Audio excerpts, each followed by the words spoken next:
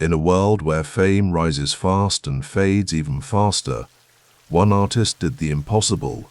She became a global empire built on emotion, storytelling, and reinvention. Her name is Taylor Swift.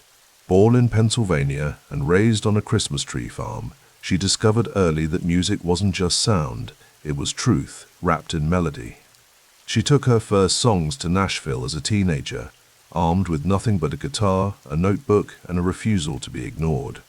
While others chased trends, she chased authenticity, turning her life, heartbreaks, dreams, and victories into stories millions would claim as their own.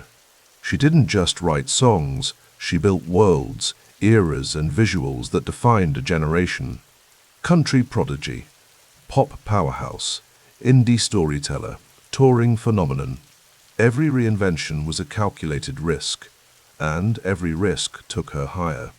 Her lyrics became tattoos, her albums became cultural events, and her fan base became a movement. She navigated scandals, ownership battles, and industry politics with strategy sharper than any headline. And through it all, she maintained one simple mission: tell the truth, loudly and fearlessly. How did a small-town girl with a dream become one of the most influential artists alive?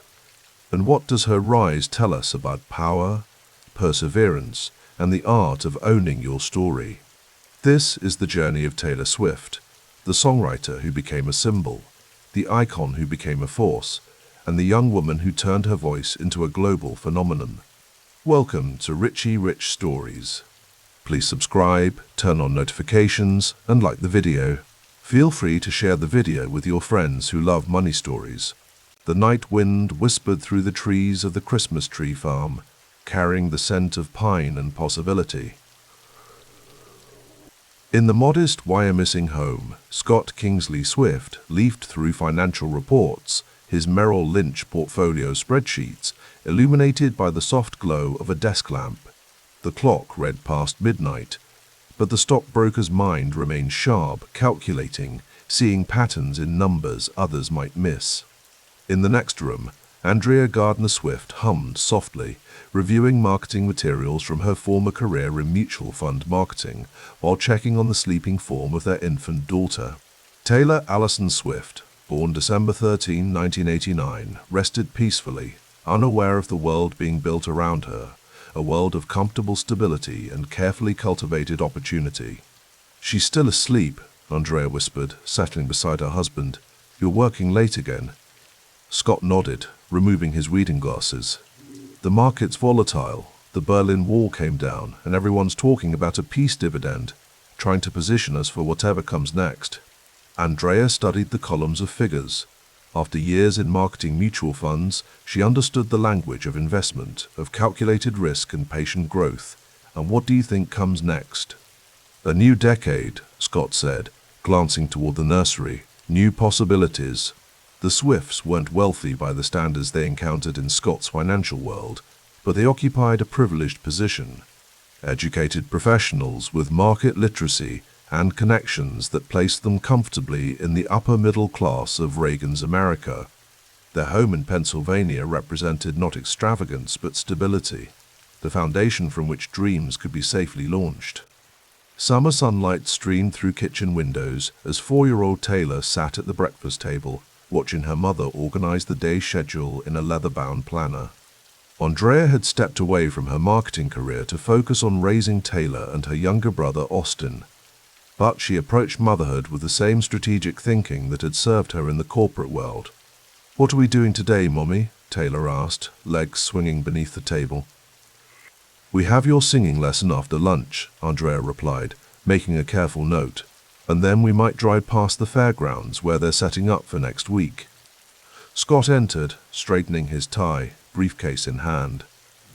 "The market waits for no man," he said with a smile, kissing his daughter's forehead. "What's my little songbird going to learn today?" Taylor beamed. "Miss Ronnie says I'm getting better at holding the notes." Andrea and Scott exchanged a look, one of those parental glances that contained entire conversations. They'd noticed their daughter's affinity for music early, the way she'd listen intently to the radio, trying to mimic melodies long before most children could carry a tune. Maybe we should look into some more structured lessons, Andrea suggested later that night, after the children were asleep. She has an ear for it. Scott nodded thoughtfully. My bonus should come through next quarter. We could set some aside, see if it's more than just a phase. It's not a phase, Andrea said with quiet certainty. I can tell. The Christmas tree farm became Taylor's first stage. Tourists and local families coming to select their holiday trees would find the 7-year-old confidently singing carols, her voice clear and unwavering for a child so young. Scott had invested in a small karaoke machine, a business expense, he'd joked, for their seasonal enterprise. She's not shy at all, a customer remarked, watching Taylor perform for a gathering crowd. Andrea nodded, a thoughtful expression on her face.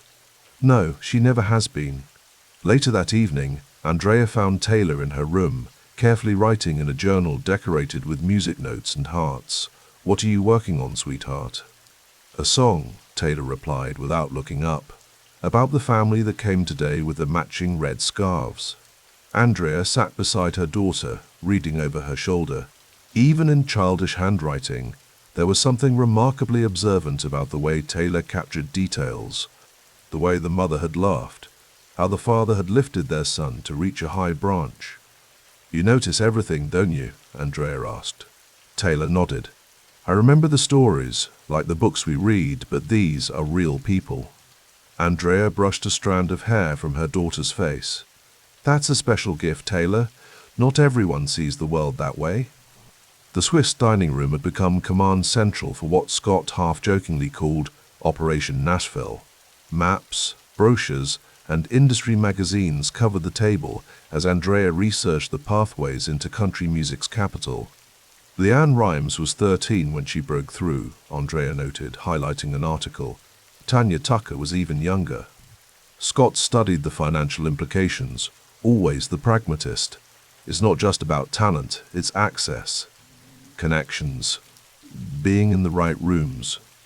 Then we need to get her in those rooms, Andrea replied simply.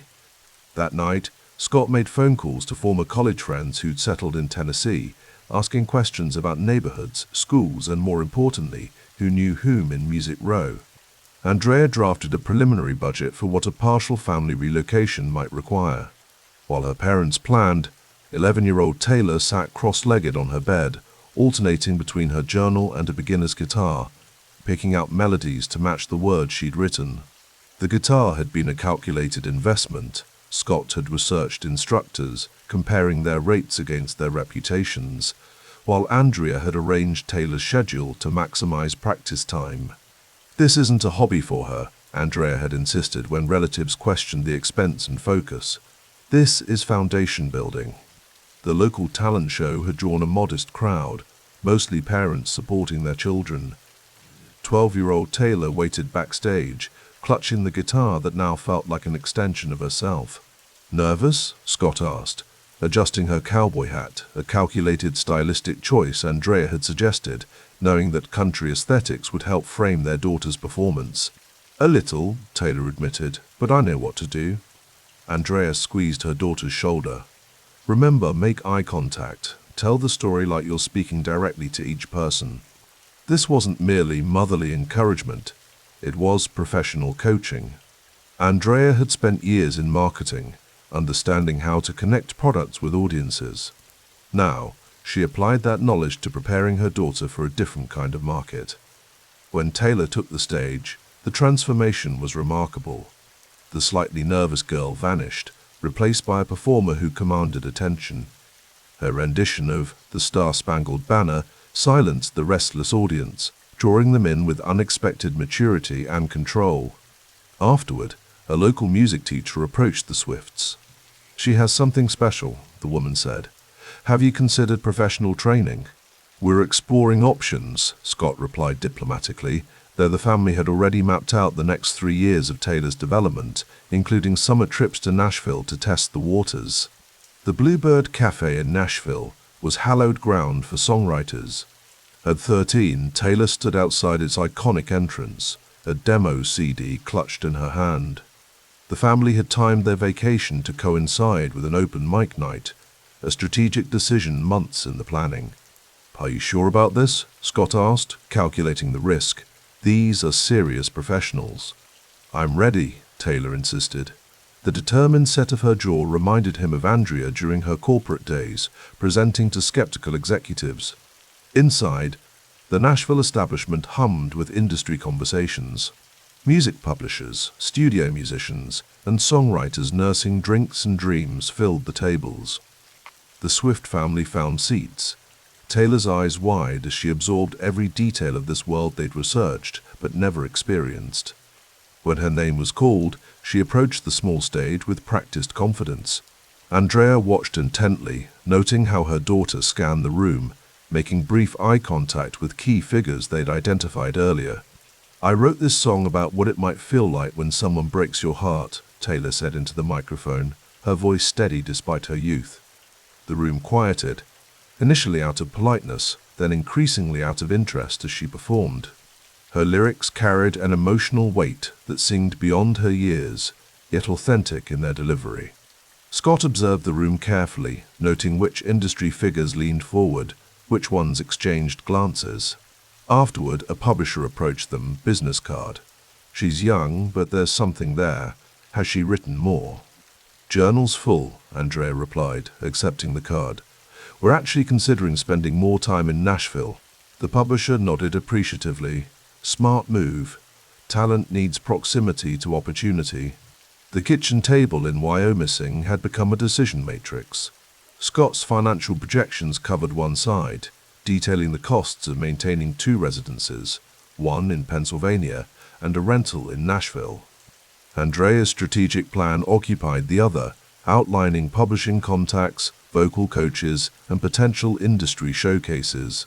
"It's a calculated risk," Scott acknowledged, reviewing the numbers, "but the early indicators are promising."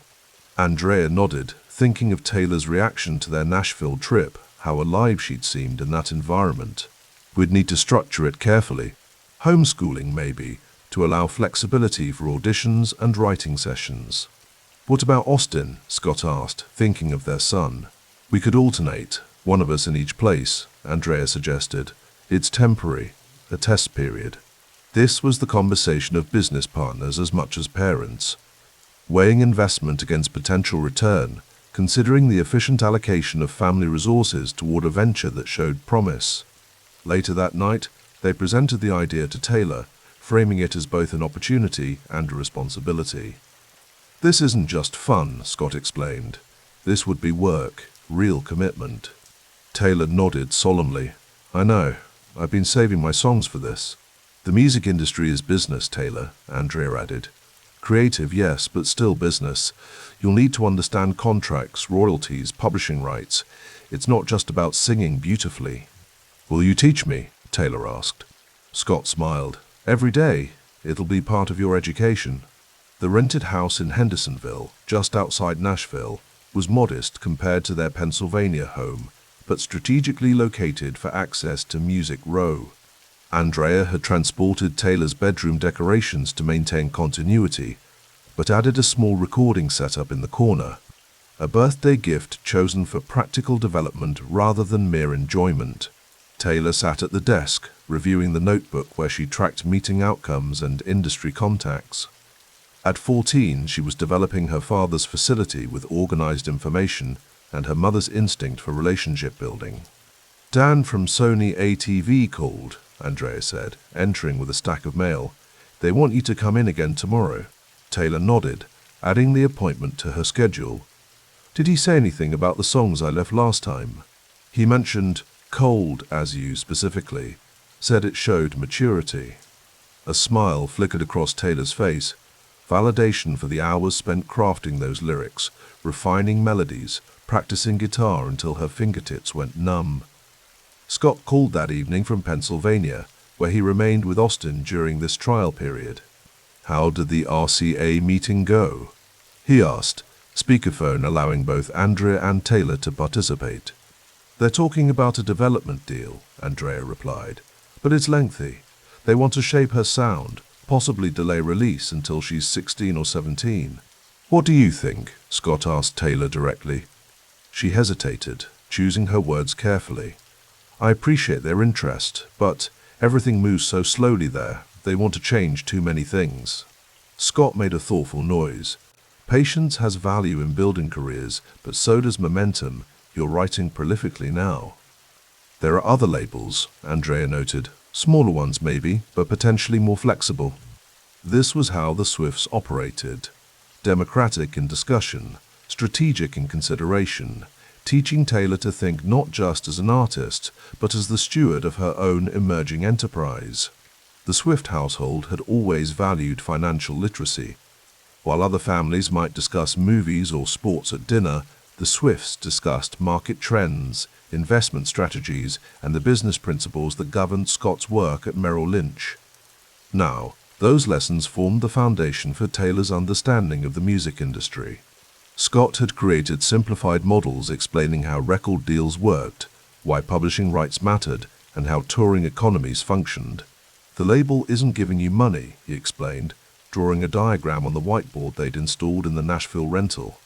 They're lending you money against your future earnings. Everything, recording costs, promotion, tour support, gets recouped before you see a dollar. Taylor studied the numbers with intensity. So I need to own as much as possible? Keep control? Exactly, Andrea affirmed. Ownership is security, control is leverage. These weren't abstract concepts to the Swift family. Scott's career in financial services had taught him how assets grew or diminished based on ownership structures. Andrea's marketing background had shown her how narrative shaped perception and, ultimately, value. Your songs are intellectual property, Scott continued. Assets with potential revenue streams, recording, publishing, licensing, performance royalties. Taylor nodded, taking notes. So even if I sign with a label, keeping my publishing separate protects part of the value. You're learning, Scott said with approval. The summer afternoon found Taylor and Andrea in the car, driving between appointments, a vocal session, a co-writing meeting, and later, another showcase at a small venue where industry scouts might appear. What if we don't find the right label? Taylor asked, staring out the window at Nashville's music-centered landscape. What if we've moved part of our family here and it doesn't work? Andrea considered this, appreciating her daughter's awareness of the family's investment. Then we'd have learned something valuable. No business venture comes with guarantees. But all this money is an investment in your development, regardless of outcome, Andrea interrupted gently. The skills you're building, performance, writing, business understanding, those have value beyond any specific record deal. Taylor nodded slowly. Dad says diversified assets reduce risk. Andrea smiled at this application of Scott's financial wisdom. Exactly. You're developing multiple skills, making various industry connections. The specific path might change, but the direction remains consistent.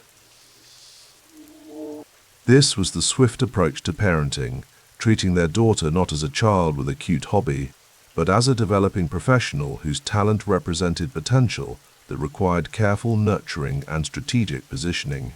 As Taylor approached her 15th birthday, a subtle shift occurred in Nashville's industry perception. She was no longer merely promising, she had become imminent. The showcases drew more meaningful attendance. The meetings grew more substantive, and the conversation shifted from development to launch timelines. Scott flew in for a family council, as they'd come to call their strategic sessions. Around the kitchen table, they assessed the current landscape. Sony, ATV, wants to sign you as a staff songwriter, Andrea reported, reviewing her notes. It would provide some stability, a regular income while we continue exploring artist deals. Taylor considered this. Would I still own my songs? You'd split publishing, Scott explained, but you'd be the youngest staff songwriter they've ever signed. It positions you as a serious composer, not just a performer. Taylor nodded thoughtfully. And RCA is still talking about a long development deal? 3 years minimum before a potential album, Andrea confirmed. They want you to record covers, work with their established writers, essentially apprentice. Scott leaned back, his analyst's mind calculating scenarios. There's another consideration. Scott Borchetta is leaving DreamWorks. Rumor has it he's starting his own label. A startup label would be riskier, Andrea noted. But potentially more flexible, Scott countered. A new enterprise hungry for success might offer more creative control, faster timelines. Taylor absorbed this information, increasingly comfortable in these business discussions. I want to meet him. If he's starting something new, he might understand why I don't want to wait years to record my songs. The Swifts exchanged a look of quiet pride. Their daughter was learning to think like an entrepreneur, weighing options against her own clearly defined goals. The path ahead remained uncertain, full of calculated risks and strategic positioning. But in the Swift household, uncertainty was never met with mere hope. It was addressed with preparation, analysis, and coordinated family effort. Taylor continued filling journals with lyrics and observations, developing the narrative voice that would later define her songwriting. Andrea maintained her role as manager-advocate, navigating industry relationships with the same strategic thinking that had served her in marketing. Scott applied his financial acumen to evaluating deals and structuring opportunities for maximum long-term value. They weren't wealthy by music industry standards, not yet, but they possessed something perhaps more valuable: business literacy, professional networks, and the patience to build sustainable success rather than chase quick recognition. As Taylor practiced late into the evening, guitar balanced on her knee and notebook open beside her, the foundation was being laid for what would become not just an artistic career, but a business empire. The songs themselves might speak of teenage emotions and coming-of-age experiences, but the infrastructure around them was being assembled with sophisticated adult understanding of ownership, narrative control, and asset development. The Swift family's investment wasn't merely financial, it was intellectual and emotional, a comprehensive approach to developing a daughter's talent into a sustainable enterprise. In the quiet moments between showcases and meetings, between school lessons and vocal training, they were inadvertently creating the template for what Taylor Swift would eventually become. Not just a singer-songwriter, but a strategic creative force who understood that in the music business, the business was as important as the music. The weak winter sun filtered through the large windows of the Swift family Christmas tree farm in Wyomissing, Pennsylvania. Outside, a light December snow dusted the rows of pines, making them look like something from a storybook. Inside the farmhouse, Andrea Swift cradled her newborn daughter, born just days earlier on the 13th. The infant's eyes, already alert, seemed to take in the world with unusual intensity. "Taylor Allison Swift," Andrea whispered, testing the weight of the name.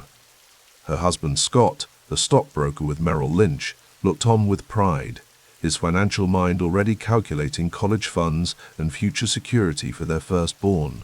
Neither parent could have known that the small bundle in Andrea's arms would one day transform that name into something far beyond what they imagined that quiet winter morning in 1989.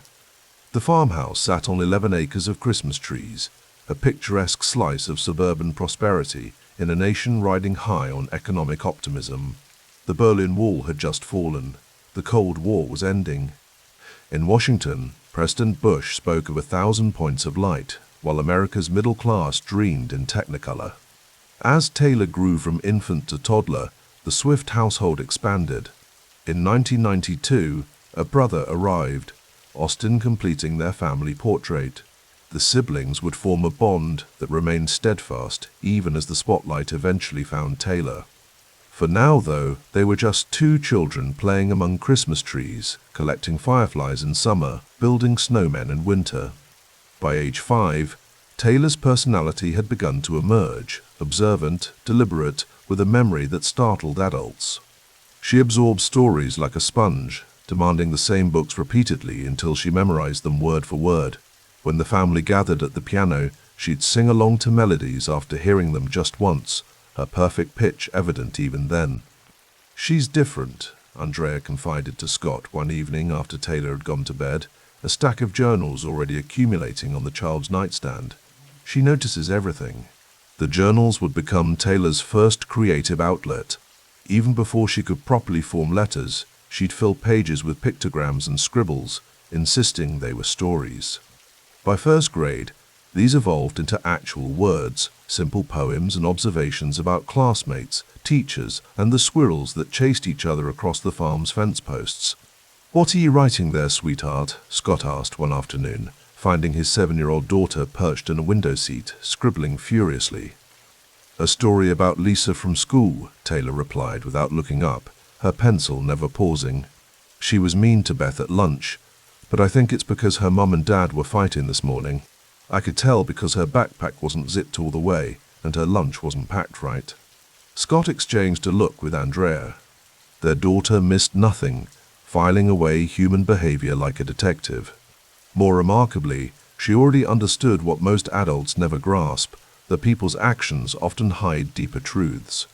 Music entered Taylor's life early through her grandmother, an opera singer who recognized the girl's ear for pitch and melody. By age 9, Taylor was participating in local community theater, landing roles in Grease and Annie. On stage, her natural shyness vanished. She memorized not just her lines but everyone else's too, often mouthing the words along with her castmates. The Swift home filled with the sounds of the 1990s, Shania Twain's country pop crossover hits, Faith Hill's soaring ballads, the storytelling of James Taylor, whose name would later inspire Taylor's first single. While her classmates obsessed over Britney Spears and NSYNC, Taylor found herself drawn to singer-songwriters whose lyrics told stories. "Listen to how Joni Mitchell makes you feel like you're right there with her," Andrea said one evening, playing Both Sides Now on the family stereo. Taylor sat cross-legged on the carpet, eyes closed, absorbing every word, every chord change. She was 10, already planning which CDs she'd buy with her allowance, creating playlists before digital streaming made it simple. The world shifted when Taylor turned 11.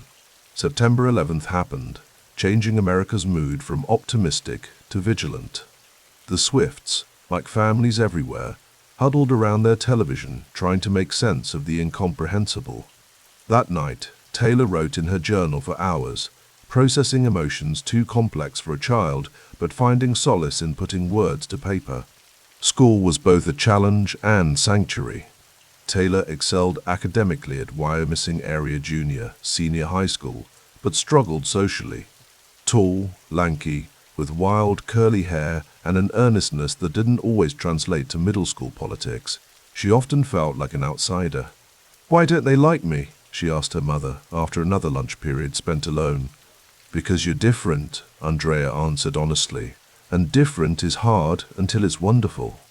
Taylor nodded, filing away the insight like she did all painful moments, material for later examination, potential ingredients for art not yet made. The pivotal moment came when Taylor was 12.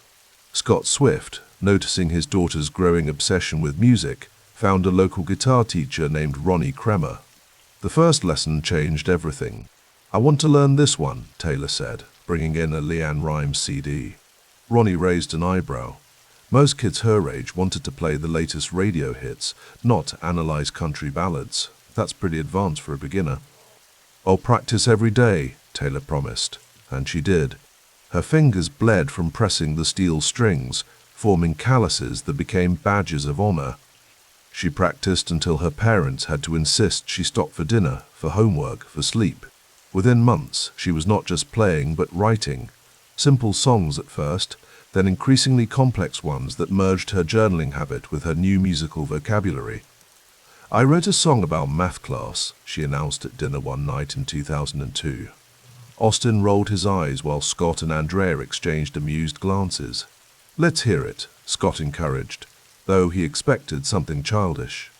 Instead, Taylor performed a fully formed composition about feeling invisible, using the metaphor of equations where she couldn't make herself count. The melody was simple but effective, the lyrics startlingly mature in their emotional insight. When she finished, the kitchen was silent. "Taylor," Andrea finally said, "that wasn't about math at all, was it?" Taylor shrugged, already protective of her creative process. "It's about whatever people think it's about." By 13, Taylor had transformed from student to practitioner. Local coffee shops began featuring her at open mic nights, where she'd perform covers and, increasingly, her own compositions. She'd arrive with her guitar case and a handful of homemade CDs, playing for tips that mostly covered gas money for Andrea's car. The Wyomissing Farmers Market became a regular venue. Taylor would set up on Saturday mornings, performing for shoppers buying local produce. Some stopped to listen, others walked by without noticing the tall girl with the too big guitar. Either way, Taylor kept playing, her voice growing stronger, her stage presence more assured with each performance. "You need to look people in the eye when you sing to them," Andrea advised after one particularly sparsely attended set. "Connect with one person at a time." Taylor nodded, absorbing the lesson. At her next performance, she locked eyes with audience members during key lyrics, noticing how they leaned in when she did. She was learning the mechanics of performance, the chemistry of connection between artist and listener. At home, her studying continued in a different form. She devoured novels by Nicholas Sparks and Suzanne Collins, analyzing their narrative structures, the way they built tension and resolution. She watched interviews with Paul McCartney, taking notes on his approach to melody and song construction. Every influence became part of her growing toolkit. One evening in 2003, as autumn painted the Christmas tree farm in amber and gold, Taylor sat on the porch with her guitar and a notebook. Austin came outside, flopping into an Adirondack chair beside her. "What are you working on now?" he asked, his voice beginning to change, the childish treble giving way to teenage bass. Taylor didn't look up from her notebook. "A song about feeling like you don't belong." "Another one?" Austin teased gently. At 11, he was already his sister's most loyal defender and occasional critic. Taylor smiled, acknowledging the pattern. "This one's different. It's about knowing you belong somewhere else, just not here." She played him a verse and chorus of what would later become an unreleased song about dreaming of bigger stages, brighter lights. It wasn't polished yet, but the raw emotion resonated. "You really think you're going to make it, don't you?" Austin asked when she finished, no mockery in his voice. Taylor set her guitar aside and looked across the farm where twilight was settling over the Christmas trees her family tended. For a moment, she seemed much older than 13. "I don't think I'm going to make it," she said quietly. "I know I am. I've known since I was little." The certainty in her voice wasn't arrogance, but something rarer, recognition of purpose, a clarity unusual in someone so young. While other teenagers tried on identities like outfits, Taylor Swift had already recognized hers. That December, as 2003 drew to a close, the Swift family gathered around their kitchen table to discuss Taylor's future. At 14, she was pushing for bigger opportunities than Wyomissing could offer. "Nashville," she said, her finger pressing down on a map spread across the table. "That's where songwriters go. That's where I need to be." Scott, the financial strategist, raised practical concerns about schooling, housing costs, the long odds of success in music's most competitive city. Andrea, the former marketing executive, asked about Taylor's development plan, her unique value proposition in a crowded marketplace. Taylor, notebook in hand, had answers for everything. She'd researched record labels, publishing companies, and development deals. She knew which executives to target, which songwriters she hoped to collaborate with. Her preparation was not that of a dreamy teenager, but a young professional who happened to be 14. "What if it doesn't work out?" Scott asked finally, the question hanging in the air. Taylor didn't hesitate. "Then I'll try something else, but this is going to work." As the Christmas tree lights twinkled outside, reflected in the window panes, the Swift family made the decision that would alter not just their daughter's trajectory, but eventually the music industry itself. They would go to Nashville, not as tourists or dreamers, but as strategists with a plan. Taylor went upstairs afterward, pulling out her journal. On a fresh page, she wrote the date and then a single sentence: "This is where it begins." She couldn't know all that awaited her. The stages, the awards, the stadiums full of fans singing her lyrics back to her. But sitting there in her childhood bedroom, surrounded by posters and notebooks filled with songs, Taylor Swift understood something fundamental about herself. She wasn't just writing stories. She was building the narrative of her own life, one chord, one verse at a time. Outside, Snow began to fall on the Christmas tree farm in Wyomissing, Pennsylvania, covering everything in clean white possibility. The pale glow of Nashville's autumn moon cast long shadows across the Bluebird Cafe's weathered sign. Inside, the small room hummed with anticipation, conversations floating between wooden tables like currency exchanged in a gentler market than the one that dominated Music Row's glass towers. 14-year-old Taylor Swift sat quietly in a corner booth, her guitar case propped against the wall, fingers tracing invisible chord patterns on the table's surface. "Are you ready for this?"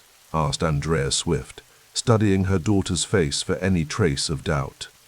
Taylor nodded, the determination in her blue eyes belying her youth. "I was born ready." It was 2004, and Nashville existed in a curious limbo between tradition and transformation. The iPod had begun rewiring how America consumed music, while country radio programmers still wielded kingdoms from their broadcast booths. The industry titans looked nervously at declining CD sales while clinging to formulas that had worked since Garth Brooks made them rich in the 90s. Into this uncertain landscape had arrived the Swifts, Scott, Andrea, and their 2 children, relocating from Pennsylvania with little more than Taylor's compositions and conviction. Their gambit was as audacious as it was calculated, betting a family's future on a teenage girl's songwriting in a town where dreams came to die with reliable frequency. "Remember," Scott Swift said, leaning across the table, his voice low but clear amid the pre-show chatter. "Whatever happens tonight, we're already ahead of the game." The RCA situation wasn't right. Taylor's fingers stilled on the tabletop. The RCA development deal, a modest 5-figure advance, had seemed like validation when they'd offered it months earlier. But the label's timeline stretched endlessly before her, years of development with no guarantee of release, creative direction shaped by committee rather than conviction. "They wanted to wait until I was 16 to even consider releasing anything," Taylor said, her voice carrying the particular blend of adolescent indignation and preternatural business acumen that characterized her approach to the industry. 2 years might as well be 20 in this business. Andrea reached across, squeezing her daughter's hand. "You made the right choice, walking away." What the room couldn't see, what Nashville was only beginning to understand, was that behind the cascade of blonde curls and earnest smile worked a strategist's mind, cataloging every slight, setback, and opportunity with an archivist's precision. The Bluebird's modest stage offered no pyrotechnics, no production values, just a microphone, a stool, and the unforgiving proximity of an audience close enough to notice every fumbled chord or wavering note. This was Nashville's proving ground, where songwriters earned their credibility in 3-minute increments. Scott Borchetta sat at a back table, nursing a beer, his attention split between industry small talk and the stage. At 42, the DreamWorks Records marketing executive had heard enough young singers to know the difference between potential and marketability. Tonight, however, he wasn't here as a company man. The rumors of his impending departure to launch an independent label had already circulated through Music Row's gossipy ecosystem. When Taylor Swift took the stage, her guitar seeming oversized against her slender frame, Borchetta set his drink down. Something in her presence, the poised introduction, the way she commanded attention before striking the first chord, made him lean forward. She began to sing, and the room's ambient conversation faded. The song was "Picture to Burn," its adolescent rage at a high school ex-boyfriend transformed into something universal through the alchemy of careful observation and hook-laden choruses. Her voice, still developing but distinct, filled the small room with a confidence that belied her age. But it was the writing that caught Borchetta's ear, the turns of phrase, the narrative specificity, the commercial instinct evident in every pre-chorus setup and payoff. This wasn't a girl writing diary entries. This was a craftsman who understood the architecture of hit songs. When she finished her short set, the applause was genuine. Borchetta made his way to the Swift family's table, introducing himself with the practiced ease of an industry veteran. That was something special, he said, his eyes evaluating not just Taylor, but the family unit. In Nashville, Parents of young artists were often as crucial to an equation as the talent itself. I'd like to talk about what you're planning next. The Sony ATV publishing office occupied a discreet building off Music Row, its interior decorated with platinum records and faded photographs of country legends. Taylor sat in a conference room, a legal pad before her, jotting notes as she waited for her co-writer. The publishing deal, a modest but meaningful retainer of around $15,000 annually, had made her the youngest staff songwriter in the company's history. Liz Rose arrived with a coffee and an apologetic smile for her tardiness. At 47, the Dallas transplant had found her second act in Nashville as a songwriter, and her partnership with Taylor had quickly proven productive. "Sorry I'm late," she said, settling into a chair. "Traffic on I-40 was a nightmare." "I've been working on something new," Taylor replied, already flipping to a page filled with lyrics. "It's called Tim McGraw. I think it could be the one." Rose studied the teenager across the table. Their writing process had developed its own rhythm. Taylor arriving with nearly complete lyrics and melody, Rose helping to trim, tighten, and occasionally redirect. What had begun as a professional courtesy to a precocious newcomer had evolved into one of the most efficient collaborations in her career. "Let me hear it," Rose said, setting her coffee aside. Taylor picked up her guitar and began playing the opening chords, her voice softening into the nostalgic ballad about a summer love memorialized through a country song. When she finished, Rose nodded slowly. "That's the one," she agreed. "That's the introduction to the world." What remained unspoken between them was the unusual position Taylor occupied in the industry's hierarchy. Most teenage artists were vessels for other people's songs, their images crafted by marketing departments, their artistic development secondary to commercial potential. Taylor's insistence on writing her own material had initially raised eyebrows, but the quality of her output was silencing skeptics one showcase at a time. "Scott Borchetta called again yesterday," Taylor said, setting her guitar aside. "He's serious about this label idea, wants me as his flagship artist." Rose raised an eyebrow. "Big Machine? That's what he's calling it?" "He says we'd be partners in a way, both taking risks on each other." Taylor's fingers tapped a rhythm on the table's edge. "The major labels want me to wait, develop, and fit into their existing systems. He's offering speed and creative control, and he has distribution, working on it with Universal." Taylor's expression revealed the strategic calculation behind her youth. "What do you think?" Rose considered her answer carefully. In Nashville's ecosystem, advising a young artist away from established labels toward an unproven startup carried responsibility. "I think," she began slowly, "that the music business rewards those who make their own paths more often than those who follow the prescribed ones." Taylor's smile suggested she'd already reached the same conclusion. The BMI Songwriter Workshop occupied a converted warehouse space, its walls adorned with platinum records and vintage concert posters. 24 aspiring writers sat in a circle, guitars balanced on knees, notepads at the ready. At 14, Taylor was the youngest by several years, but she'd quickly established herself as a serious student of the craft rather than a dilettante playing at songwriting. "The bridge is where you earn your money," explained the workshop leader, a veteran writer with several number ones to his credit. "That's where you tell the listener something they didn't realize about the story until that moment." Taylor scribbled notes furiously. These workshops had become her conservatory, her Harvard Business School, her informal education in an industry that privileged experience over academic credentials. While her Hendersonville High School classmates worried about algebra tests and homecoming dates, she divided her life between normal teenage concerns and the professional apprenticeship that consumed her after school hours. "Taylor, want to share what you're working on this week?" the leader asked. She nodded, adjusting her guitar and launching into a new composition, a song about outsider status and the social hierarchies of high school that would eventually become 15. When she finished, the room's response was thoughtful appreciation rather than perfunctory politeness. "You're writing beyond your years," commented one of the older participants, "but you're not losing the authenticity of being 15 either." This was the delicate balance she maintained, chronicling adolescent experiences with a craftsman's precision that elevated them beyond diary entries. Each workshop, co-writing session, and showcase performance formed another brick in the foundation she was methodically constructing. After the session, as participants gathered their belongings, Taylor checked her phone to find a message from Scott Borchetta. Deal memo coming tomorrow. Distribution secured. Time to make history. The kitchen of the Swift family's rented home in Hendersonville served as an impromptu conference room. Spread across the table were legal documents, contracts, and projections for what would become Big Machine Records.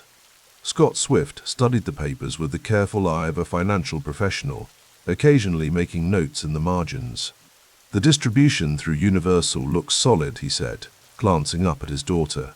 The advance is modest, but the royalty structure is more favorable than standard. Taylor nodded, her posture straight-backed despite the late hour. And creative control is explicitly guaranteed. Scott Borchetta, sitting across from them, looked between father and daughter with growing respect. Most artist negotiations centered on advances and marketing commitments. Few 14-year-olds prioritized creative autonomy with such clarity. Complete creative control, Borchetta confirmed. You'll choose the singles, approve the artwork, direct the videos if you want. We're building this label around your vision. Andrea Swift entered with coffee for the adults and hot chocolate for Taylor, setting the mugs down carefully amidst the paperwork. And the timeline? She asked. We're looking at a single release by summer, album by fall, Borchetta said. No development hell, no waiting until she's 16 or 18 or whatever arbitrary benchmark the majors wanted. We move at the speed of the songs. The unspoken reality hung between them. This arrangement represented mutual desperation transformed into opportunity. Borchetta needed a promising artist to anchor his fledgling label. Taylor needed a partner who would prioritize her work rather than shelve it. Their aligned incentives created leverage where traditional industry power dynamics would have favored the label. One more thing, Taylor said, her voice quiet but firm.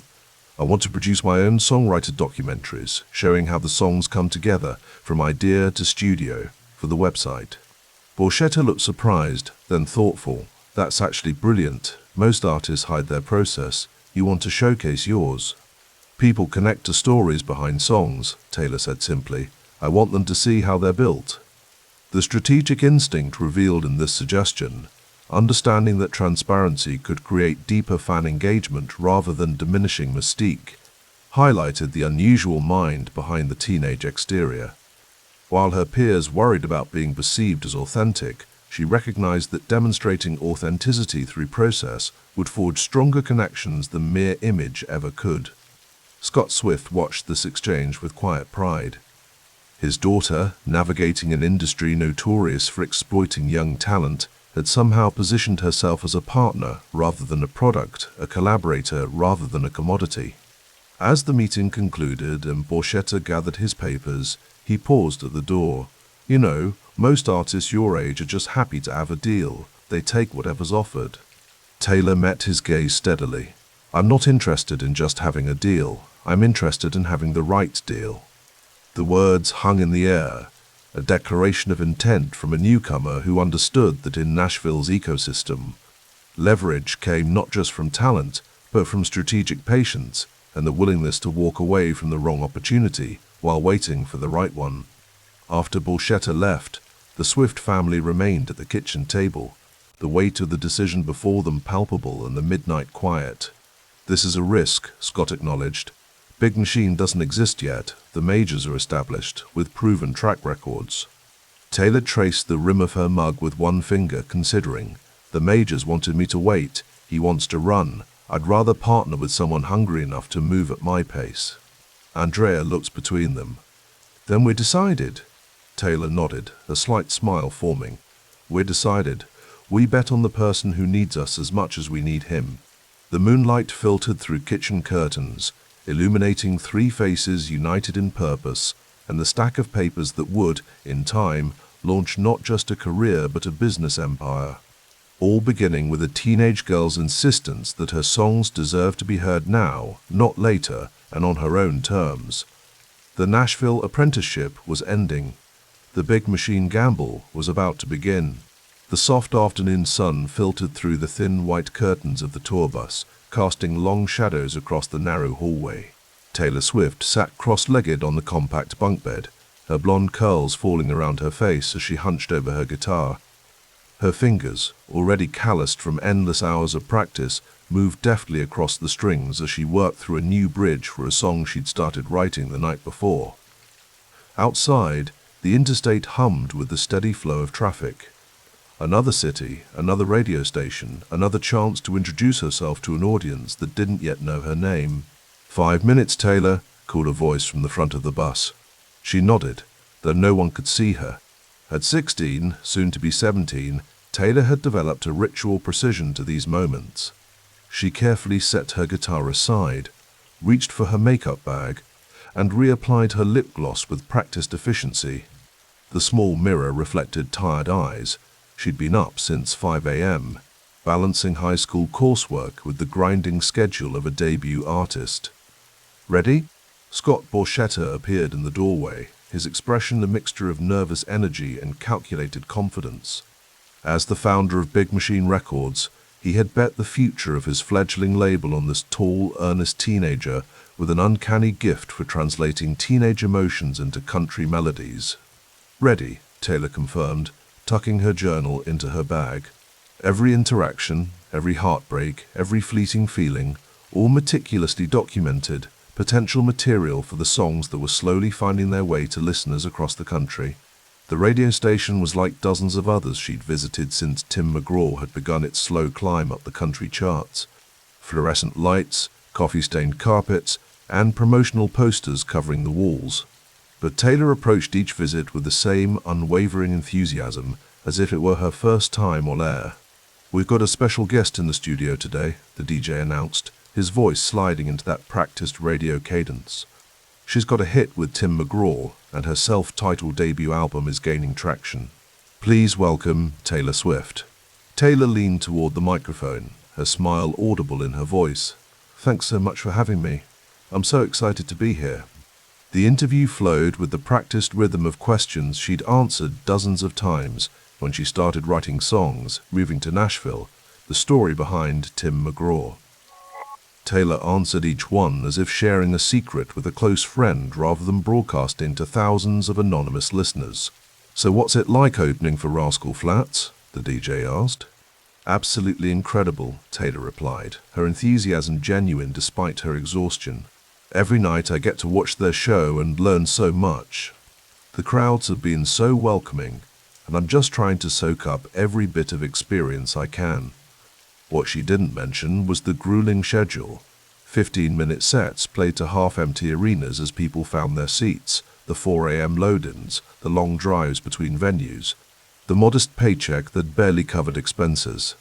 Success in this industry was measured in inches, not miles, and Taylor was gaining ground one radio station, one handshake, one autograph at a time. Later, back on the bus, Andrea Swift sorted through a stack of papers, tour schedules, school assignments, and the early royalty statements from the album's first months of release. The numbers were promising but modest, building slowly as Tim McGraw found its audience. "Your algebra test is in here," Andrea said, passing a folder to Taylor. "Mrs. Johnson emailed it this morning. You'll need to have it done before we reach Cincinnati." Taylor nodded, setting aside her guitar. The dual existence had become second nature, student by day, performer by night, constantly shifting between worlds. Her friends back home were worrying about prom dates and college applications, while she was studying publishing rights and radio play statistics. "The MySpace numbers are growing," Scott said, joining them with his laptop open. "Almost 10,000 friends now, and the comments are coming in faster than we can respond." Taylor's face brightened. The digital connection with fans had become her lifeline, the direct channel that bypassed the traditional gatekeepers of the industry. While radio programmers might hesitate to play a teenage girl singing about high school heartbreak, the teenagers themselves were finding her through different pathways. "I can respond to some tonight after the show," she offered, already mentally composing the personal touches she added to each message. These weren't just fans. They were confidants who understood her lyrics because they lived the same experiences. The venues changed, but the routine remained constant. Sound check in an empty arena, a quick meal grabbed between obligations, then the transformation from teenager to performer. Taylor stood in the small dressing room, applying her own makeup while Andrea steamed the simple dress she'd wear on stage. "Ready for tonight?" Andrea asked, her voice carrying the maternal concern that kept Taylor grounded amid the increasingly chaotic schedule. "Always," Taylor replied, though the circles under her eyes told a different story. The $100,000 milestone in earnings had recently passed, a symbolic threshold that validated the family's decision to uproot their lives for this chance. But the money was immediately reinvested in the machinery that kept her career moving forward: travel expenses, band payments, stage outfits, and the countless invisible costs of staying on the road. The opening slot lasted just 15 minutes, 5 songs to make an impression before the headliner took the stage. Taylor walked out with just her guitar, a spotlight, and the stories she'd crafted into melodies. "Hi, I'm Taylor Swift," she began, the same introduction she'd used in countless school talent shows and coffee shops before reaching these larger stages. "I write songs about my life and things that happen to me. This first one is called Tim McGraw, and it's about a relationship that I knew was going to end." From the stage, the audience was a blur of faces. Some attentive, some still finding their seats, some checking watches and waiting for the main act. But Taylor played to each one as if they were the only person in the room, her voice carrying the confessional quality that was becoming her signature. After the show, while the headliners performed, Taylor sat at a small table in the venue concourse, signing autographs and meeting fans. Unlike more established artists who might retreat to their buses after performing, she understood that these moments, the personal connections, the stories shared, the photos taken, were building the foundation that radio play alone couldn't provide. "I loved your song," a young girl said shyly, pushing a CD forward to be signed. "It's like you wrote it about my life." Taylor's tired face broke into a genuine smile. "That's the best compliment I could get. What's your name?" "Jessica." "Well, Jessica, thank you for listening. Maybe I'll write a song about a girl named Jessica someday."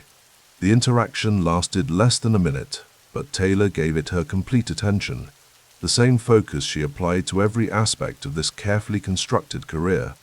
Each fan who walked away feeling personally connected became an ambassador, spreading the word about the tall blonde girl with the guitar who sang about their lives. Later that night, after the venue had emptied and the equipment had been loaded back onto trucks, Taylor sat alone in her hotel room. While her band members, all significantly older and hired for this tour, had gone out to unwind, she opened her laptop to the soft blue glow of MySpace. Hundreds of new messages waited: teenage confessions, shared heartbreaks, praise for lyrics that articulated feelings they couldn't express themselves. Taylor began responding, personalizing each reply despite her exhaustion. This direct relationship with listeners, unfiltered by radio programmers or label executives, was the foundation of everything she was building. "Everyone keeps asking if I'm tired," she typed into her blog update. "The truth is, yes, I'm exhausted most days. But then I get on stage and see your faces, or read your messages about how a song made you feel understood, and suddenly I have all the energy in the world. This isn't just my dream anymore. It's something we're building together." The next morning arrived too early, the thin hotel curtains barely filtering the dawn light. Another city, another radio station, another opportunity to introduce herself to listeners who hadn't yet heard Tim McGraw or the stories behind her songs. Scott Borchetta met her in the hotel lobby, coffee in hand and determination in his stance. As a startup label competing against Nashville's established powers, Big Machine lacked the marketing budgets and promotional muscle of larger competitors. What they had instead was Taylor's relentless work ethic and willingness to travel wherever an opportunity presented itself. "Program director's a tough one," Scott warned as they drove to the station. "He's been resistant to adding the single to regular rotation." Taylor nodded, mentally preparing her approach. At 16, she'd already developed an intuitive understanding of the delicate dance required. Be respectful of gatekeepers' authority while gently asserting her own artistic vision. Be grateful for any attention while subtly making the case for more. The radio station was housed in a nondescript office building on the outskirts of the city. Inside, the walls were covered with signed photographs of country music royalty, established stars whose presence in the building carried weight that Taylor's still did not. "Thanks for coming in," the program director said, his handshake perfunctory. "We've got you set for a quick on-air, then maybe you can play something acoustic for the morning team." "I'd love to," Taylor replied, the genuine enthusiasm in her voice masking the calculation behind it. Each interaction was an audition, not just for radio play, but for the harder-to-define currency of industry respect. The interview proceeded along familiar lines until the host mentioned fan response to the single. "We've been getting calls about your song," he admitted. "Listeners connect with the lyrics in a way we don't always see." Taylor leaned forward slightly. "That means everything to me. I wrote these songs in my bedroom, just trying to make sense of my own feelings. Knowing they resonate with other people makes all the hard work worthwhile." It was the truth, but also a strategic reminder to the program director her music was finding its audience, with or without his support. After the interview, in the small conference room that doubled as a performance space, Taylor played Teardrops on My Guitar, the follow-up single that would eventually outperform Tim McGraw on charts.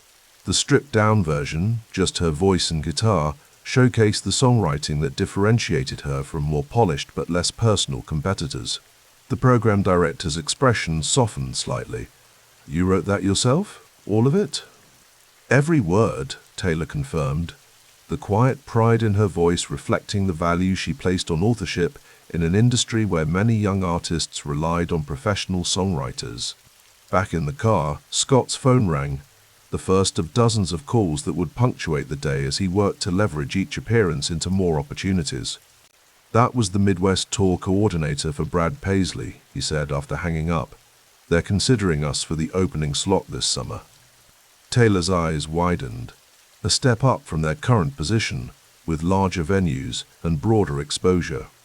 Each of these incremental advances built momentum, radio play driving album sales justifying better tour placements, tour performances creating new fans who requested the single on their local stations. "I need to write more," she said, almost to herself. "If we get that tour, I want to have new material ready." The economics of her career remained precarious. The initial album advance had been modest, the royalty structure heavily weighted toward the label that had taken a chance on an unproven artist. Taylor understood the arrangement not as exploitation but as investment. Big Machine's resources were making her dream possible, and success would eventually allow renegotiation. For now, income came from a patchwork of sources: modest guarantees for opening slots, growing royalties from radio play of Tim McGraw, her songwriter's share from publishing rights, and the beginning trickle of album sales that would eventually become a flood. That night's show followed the familiar pattern, the brief set, the audience partially attentive. The merchandise table afterward, where physical CDs and T-shirts provided immediate revenue while building the relationship with fans. "Can you sign it to Ashley?" a mother asked, purchasing a CD. "My daughter couldn't come tonight, but she loves your song." "Of course," Taylor replied, adding a personal message alongside her signature. These small interactions multiplied across cities and venues, creating the foundation of a fan base that would eventually fill stadiums. After the show, in the quiet of the bus as it rolled toward the next city, Taylor opened her journal. The page filled with observations, song fragments, and the honest assessment of her own progress. Success was measured not just in chart positions and paychecks, but in the growing confidence of her performance, the strengthening connection with audiences, and the songs taking shape in her imagination. "We're doing it," Scott said quietly, joining her at the small table. "Slowly, steadily, but it's happening." Taylor nodded, understanding both what was said and what remained unspoken. The path ahead remained uncertain, the margin for error thin. But in the quiet moments between shows, between cities, between the public persona and private person, There was a growing certainty that the foundation being laid was solid. "One song at a time," she replied, closing her journal. "One show at a time." The bus continued through the darkness, carrying her toward the next opportunity to share her stories, to build her audience, to advance the career that was beginning to take shape, song by song, city by city, listener by listener. The wealth being accumulated wasn't merely financial but cultural. The growing network of fans who felt personally connected to her music, the industry relationships carefully cultivated through consistent professionalism, and the catalogue of songs that would eventually become her most valuable asset. Outside the window, America passed by in highway exits and truck stops, the same landscape her music was gradually penetrating, 3 minutes of radio play at a time. The muted light of a Nashville evening filtered through the windows of Taylor Swift's home studio, casting long shadows across the polished hardwood floor. Outside, the cool October air of 2008 carried whispers of change, economic collapse on Wall Street, a historic presidential election weeks away. But inside this room, change was manifesting in melodies and lyrics scribbled in a leather-bound journal. Taylor sat cross-legged on the floor, guitar in her lap, blonde curls cascading over her shoulders as she hummed the bridge to Love Story for the 100th time. Charts and figures lay spread before her. First-week projections for her sophomore album Fearless, releasing in just weeks. The numbers looked promising, but numbers had never been the point. "I think we've got something special here," Scott Borchetta said, leaning against the doorframe. The big machine founder's eyes reflected a calculated optimism. "The pre-orders are strong. Radio's hungry for the singles." Taylor nodded, setting her guitar aside. At 18, she carried herself with a composure that belied her years. The quiet ambition that had driven her from Pennsylvania to Nashville, from school talent shows to record deals, had crystallized into something more refined, more patient. "It's not just another country record," she said, rising to her feet. "These songs live somewhere else too." Borchetta smiled. They both understood the delicate balance they were striking, maintaining her country roots while allowing her pop sensibilities room to breathe. It was a commercial calculation, yes, but one born from artistic truth. "The crossover potential is undeniable," he agreed, "but Nashville has to remain home base." Taylor moved to the window, gazing at the autumn trees swaying in the distance. "I know who I am," she said softly, "but I also know who I might become." 3 weeks later, Taylor stood in the control room of a Manhattan studio, watching as the numbers from Fearless's first-week sales appeared on a computer screen. Her mother Andrea squeezed her shoulder as the final tally settled, 592,000 copies, the highest debut of any country artist in 2008. "This changes everything, doesn't it?" Taylor whispered, not to anyone in particular. Andrea Swift, ever the pragmatist, nodded. "It means options," she said. "It means leverage." That night, in her hotel suite overlooking the glittering New York skyline, Taylor spoke with her father Scott on the phone. The financial implications weren't lost on the former stockbroker. "The touring numbers will follow," he said, his voice crackling through the connection. "And with radio playing love stories in both markets, the royalties will compound." Taylor stood by the window, watching taxis crawl through the streets below. The scale was shifting beneath her feet. 600,000 strangers had brought her songs into their homes in a single week. The thought was both exhilarating and sobering. "I need to finish school," she said suddenly. "Not at Hendersonville, though. I can't balance both anymore." There was a pause on the line. "Aaron Academy has that homeschooling program," her father suggested. "Flexible schedule, accredited diploma. You'd finish on time, but on your terms." Taylor nodded, even though he couldn't see her. On her terms. That phrase had become their family's North Star. "I think that's the right call," she said. "Everything is accelerating. I need to be ready." Spring 2009 unfolded with a momentum that seemed to defy the recession gripping the nation. While unemployment lines grew and foreclosure signs dotted suburban landscapes, Taylor's Fearless tour sold out venues across the country. The disconnect wasn't lost on her. "How do you reconcile this?" she asked Andrea one evening as their tour bus cut through the Midwest darkness. Outside the window, shuttered factories and dimmed storefronts told the story of an economy in freefall. Her mother looked up from her laptop, where she'd been reviewing merchandise sales figures, another revenue stream exceeding projections. People need to escape, especially now, she said. What you're giving them isn't frivolous. It's necessary. Taylor considered this as she curled deeper into the leather couch. Her first million had come and gone, a milestone that had once seemed impossible. The math was straightforward. Album sales multiplied across formats, touring revenue from 105 scheduled shows, publishing rights as her songs crossed from country to pop radio, playing simultaneously on stations that had previously been segregated by format. I worry sometimes, Taylor admitted, that success will change how people see me. The songs come from the same place they always did, trying to make sense of my life, my feelings. But the more successful they become, the more people question their authenticity, Andrea finished. That's not a music industry problem. That's a female success problem. Taylor nodded, running her fingers along the spiral binding of her journal. Inside were the beginnings of songs that would eventually form her third album, proof that commercial success hadn't altered her creative process. She still wrote from the same well of experience, the same need to translate emotion into melody. I'm just a girl trying to find a place in this world, she said quietly, echoing a lyric from her debut album. That hasn't changed, even if everything around me has. The air conditioning at Radio City Music Hall struggled against the September heat as the 2009 MTV Video Music Awards reached their midpoint. Taylor sat in the audience, a vision in silvery white, her name announced as the winner for Best Female Video.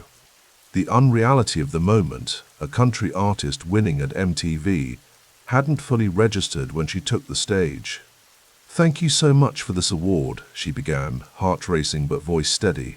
The words she'd practiced backstage were just starting to flow when a figure in dark glasses moved beside her. Yo, Taylor, I'm really happy for you. I'm gonna let you finish, Kanye West said, taking the microphone. But Beyoncé had one of the best videos of all time. Time seemed to compress. The audience's reaction, gasps, then boos, reached her as if through water. Taylor stood frozen, microphone gone, the moment slipping away. 19 years old, on national television, watching a dream curdle into a nightmare in real time. Later that night, in the quiet of her hotel room, Taylor sat on the edge of the bed, still in her awards show dress. Her phone buzzed constantly with messages of support, but she'd set it aside. She needed space to process, to find the narrative thread that would make sense of the public humiliation. A soft knock on the door broke her reverie. Andrea entered, carrying 2 cups of tea.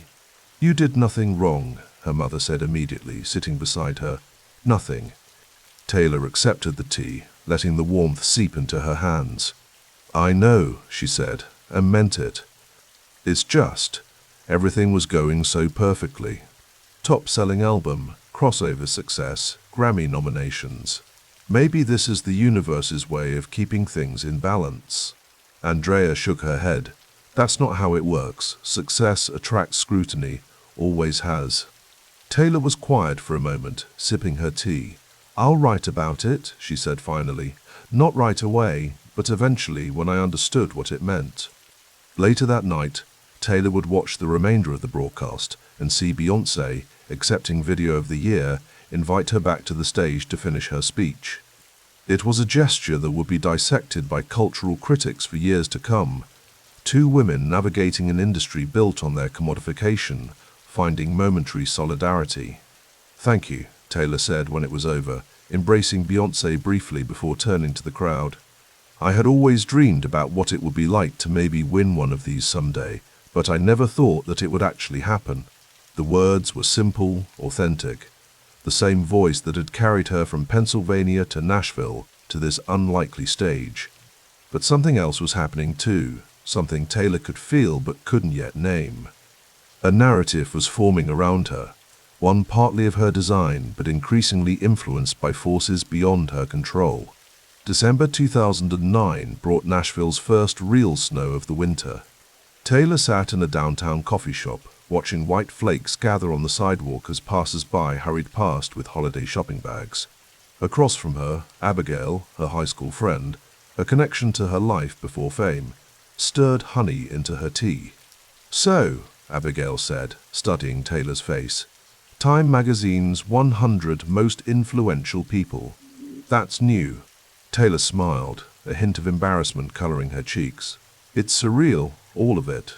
"You've worked for this since we were 14, Abigail reminded her. "It's not luck." Taylor traced patterns in the condensation on her water glass. The year was ending with accolades she couldn't have imagined 12 months earlier. Multi-platinum albums, Grammy nominations, international recognition. But success at this scale came with unexpected complications. "The narrative is starting to shift," she admitted quietly. "There's this undercurrent in some of the press. The serial data thing. Like my relationships are calculated rather than just, normal teenage experiences." Abigail frowned. "That's sexist garbage." "Maybe," Taylor conceded. "But perception becomes reality in this business. I write about my life, my feelings, if people start questioning the authenticity of those experiences." She left the thought unfinished. Outside, snow continued to fall, transforming the familiar streets into something magical and strange, not unlike her own life's trajectory. "You know what scares me sometimes?" Taylor said, leaning forward. "The idea that success could isolate me from the very experiences I need to keep writing honestly. How do you fall in love like a normal person when the whole world is watching? How do you make mistakes and learn from them when every misstep is headline news?" Abigail reached across the table, squeezing her hand. "You just do. You stay connected to people who knew you before. You trust your instincts. You remember why you started writing in the first place." Taylor nodded, drawing comfort from the simplicity of the advice. As the evening shadows lengthened across the coffee shop floor, they talked about Aaron Academy coursework, tour memories, and the small details of their lives, the ordinary foundation beneath Taylor's extraordinary year. When they finally stepped outside, the snow had transformed Nashville into a quieter, gentler version of itself. Taylor pulled her coat tighter, considering the year behind and the decade ahead. "I'm going to write the next album by myself," she said suddenly, the declaration crystallizing as she spoke it. "Every song, no co-writers." Abigail raised an eyebrow. "Is that allowed? In the music business, I mean." Taylor smiled, a quiet determination settling over her features. "I'm going to find out." As they walked through the snow-covered streets, past the holiday decorations and the fading light of a December evening, Taylor felt the weight and wonder of her position. She had crossed the threshold from aspiring artist to cultural phenomenon, from dreamer to influence. The path ahead was uncharted, but her compass remained true: authenticity, craft, and an unyielding belief that her stories, however personal, could become universal. In a world staggering from economic collapse, in an industry being rewritten by digital disruption, Taylor Swift had found her voice, and in 2010, that voice would only grow stronger. The chandeliers of the Country Music Hall of Fame cast honeyed light across the polished marble floor as Taylor Swift stood alone, her gaze fixed on the architectural renderings before her. The $4 million education center that would bear her name existed only in blueprints now, but she could already envision the children who would walk those halls, their fingers tracing guitar strings for the first time. "Is everything to your satisfaction, Miss Swift?" The museum director's voice broke through her reverie. "It's perfect," she replied, her red-painted lips curving into a smile. "I want this place to be somewhere that inspires, where kids can touch the instruments, not just see them behind glass." Nashville in 2010 was rebuilding, literally and figuratively. The May floods had submerged parts of Music Row, washing away sheet music and vintage guitars. But the city, like Taylor herself, was resilient. At 21, she stood at a precipice, aware that each decision now would echo through the architecture of her future. Outside the museum windows, autumn painted the Cumberland River gold. Taylor checked her watch, a vintage piece, delicate against her wrist. She had a writing session scheduled, another brick in the wall of what would become Speak Now. Her third album, her most daring professional gambit. "I need to get back to the studio," she said, gathering her notebook. "Send the final plans to my office." Her driver waited in a black SUV, the tinted windows a shield between her and a world increasingly fascinated by her every move. As they pulled away from the Hall of Fame, Taylor opened her leather-bound journal, its pages filled with lyrics written in her meticulous cursive. "All by yourself," her manager had warned when she'd announced her intention to write the entire album alone. "That's a risk." "It's the only way to silence the doubters," Taylor had replied, her voice quiet but firm. "They question if I actually write my own songs, so I'll write an entire album without co-writers." The car wound through Nashville streets, past the honky-tonks of Broadway, where tourists clutched plastic cups of beer. Taylor had played those venues once, as a teenager with a dream and a guitar. Now, at 21, her name appeared on arena marquees. In the studio, she nodded to Nathan Chapman, her producer since her debut. "Let's try Enchanted again," she said, settling behind the piano. "I want to capture that feeling of meeting someone and wondering if it was the beginning of something extraordinary." Hours dissolved into melody. When she emerged, stars punctuated the Nashville sky. Her phone buzzed with messages, tour logistics, interview requests, congratulations for mine, climbing the charts. "The world tour is selling out," her tour manager told her over the phone as she rode home. "We're looking at adding dates." Taylor leaned her head against the cool window glass. The Speak Now World Tour would gross over $123 million, a number she could scarcely comprehend. Each night, she would stand before tens of thousands, her words echoing back to her from countless throats. "We need to ensure the production value matches the ticket prices," she replied. "More costume changes, bigger set pieces. I want people to feel like they've stepped inside my imagination." Months later, as 2011 unfolded, Taylor stood backstage at Madison Square Garden, the roar of 14,000 fans vibrating through the floor. Her hands trembled slightly as she adjusted her costume, her vintage-inspired dress that sparkled under stage lights.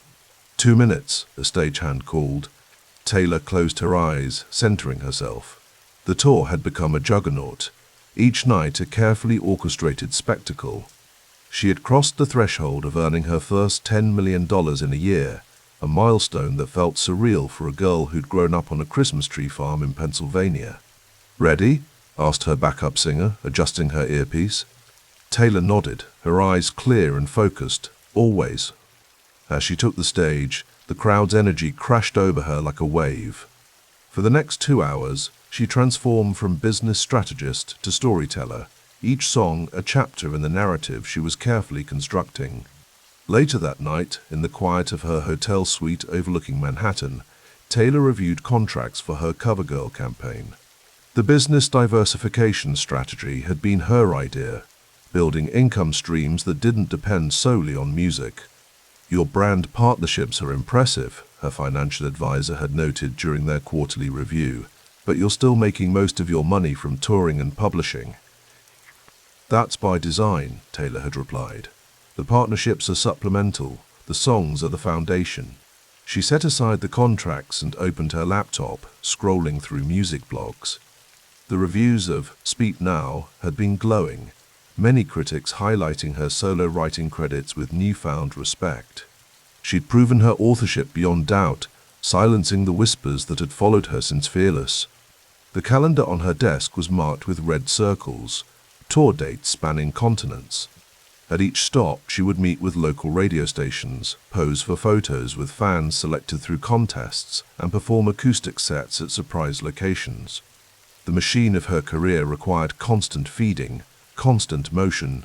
Spring 2012 found Taylor in Los Angeles, the city sprawling beneath her hotel window like a circuit board dotted with palm trees.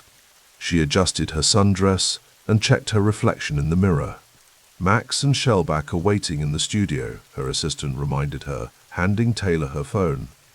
The Swedish producers represented a calculated risk. Taylor had studied their work with Britney Spears, Katy Perry, and pink pop architects whose mathematical precision created undeniable hits. The label's nervous, her A&R representative had warned during a conference call. They're worried about alienating your country's base. Music evolves, Taylor had responded simply, and so do I. The recording studio smelled of coffee and electronics. Max Martin, with his thoughtful demeanor and precise gestures, nodded as Taylor played him rough demos of songs that would eventually form Red. I hear something different for this one, Max said, pointing to a track Taylor had tentatively titled, We Are Never Ever Getting Back Together. More pop, less country. A spoken word bridge, tempo shifts to create tension and release. Taylor considered this, her fingers tapping rhythmically against her notebook. The song represented a departure, sonically and commercially. Making it the lead single would be a declaration of intent. The label will push back, Shellback noted, adjusting a dial on the soundboard. Let them, Taylor replied, her voice calm but resolute. This is the direction. I can feel where the audience is going. In the booth, she recorded vocal tracks for hours, her voice shifting from country twang to pop clarity.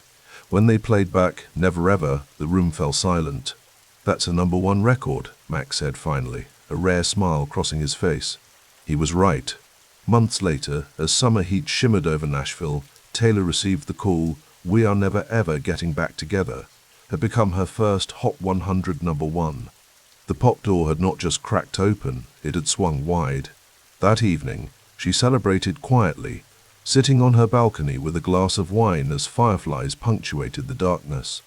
Her phone buzzed constantly, congratulatory messages, interview requests, business opportunities. One text caught her attention from her mother, a simple, So proud of you. Taylor's fingers hovered over the screen. The media narrative around her had shifted subtly but unmistakably. Every relationship was dissected, every breakup catalogued. Websites speculated about which ex each song referenced. Gossip blogs tracked her dating history with a fervor that male artists rarely experienced. They wouldn't write these things if I were a man, she murmured to herself, setting down her phone without responding. The next morning, at a planning meeting for the Red album release, Taylor studied the marketing materials spread across the conference table. We need to control the narrative, she said, tapping a mock-up of the album cover. The songs will be dissected for personal details.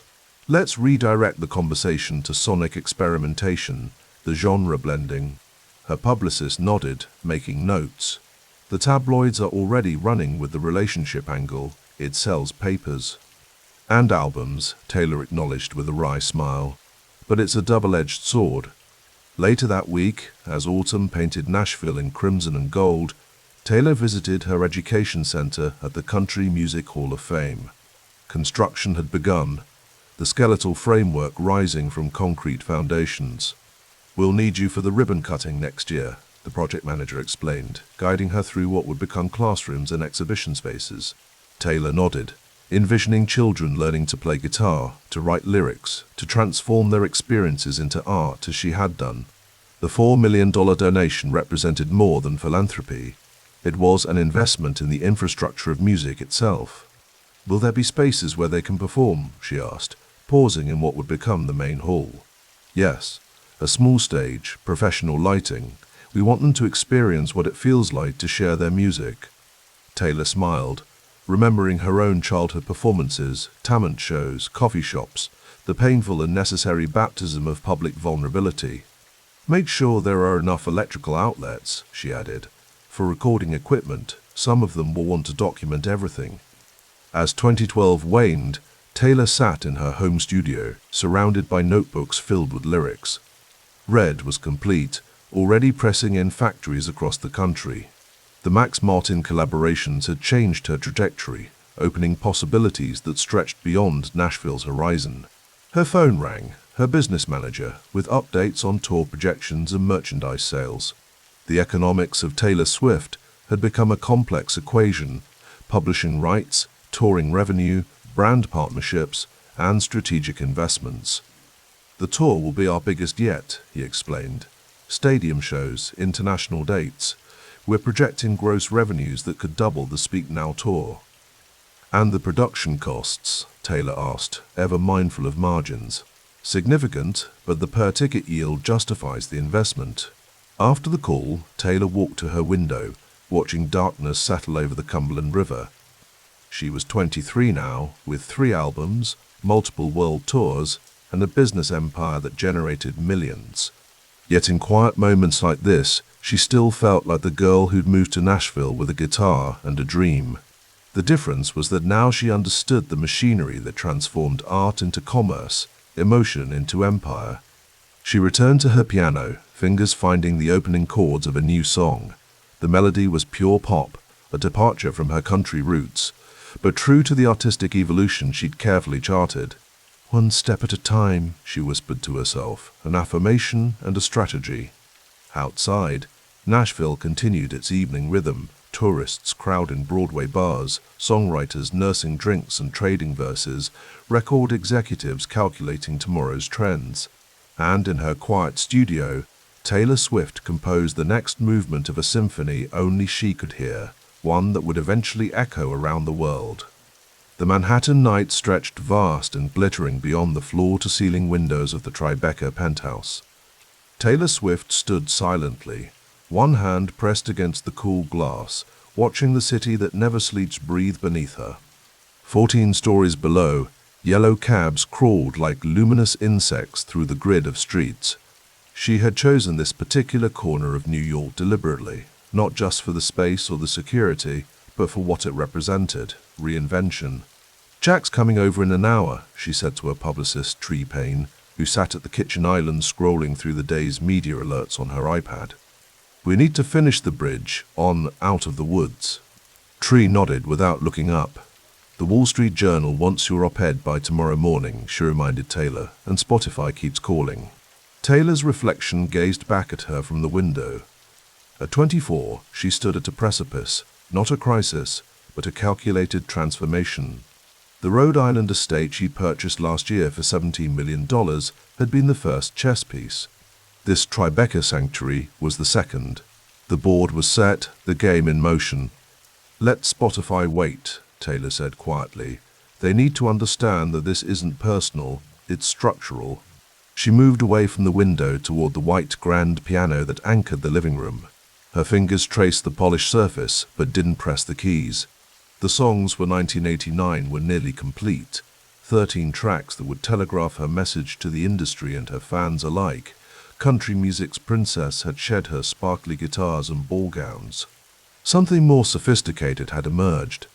"They're saying your 4th of July party was the social event of the summer," Tree said, sliding her iPad across the counter. The screen displayed images of Taylor's holiday house in Rhode Island. The sweeping oceanfront estate with its white columns and sprawling lawn, where she'd hosted what the media had dubbed her squad. Selena Gomez, Gigi Hadid, Carly Kloss, and others. Taylor glanced at the photos. "It's not about the parties," she said. "It's about creating spaces where we control the narrative." The elevator chimed its private tone, announcing an arrival.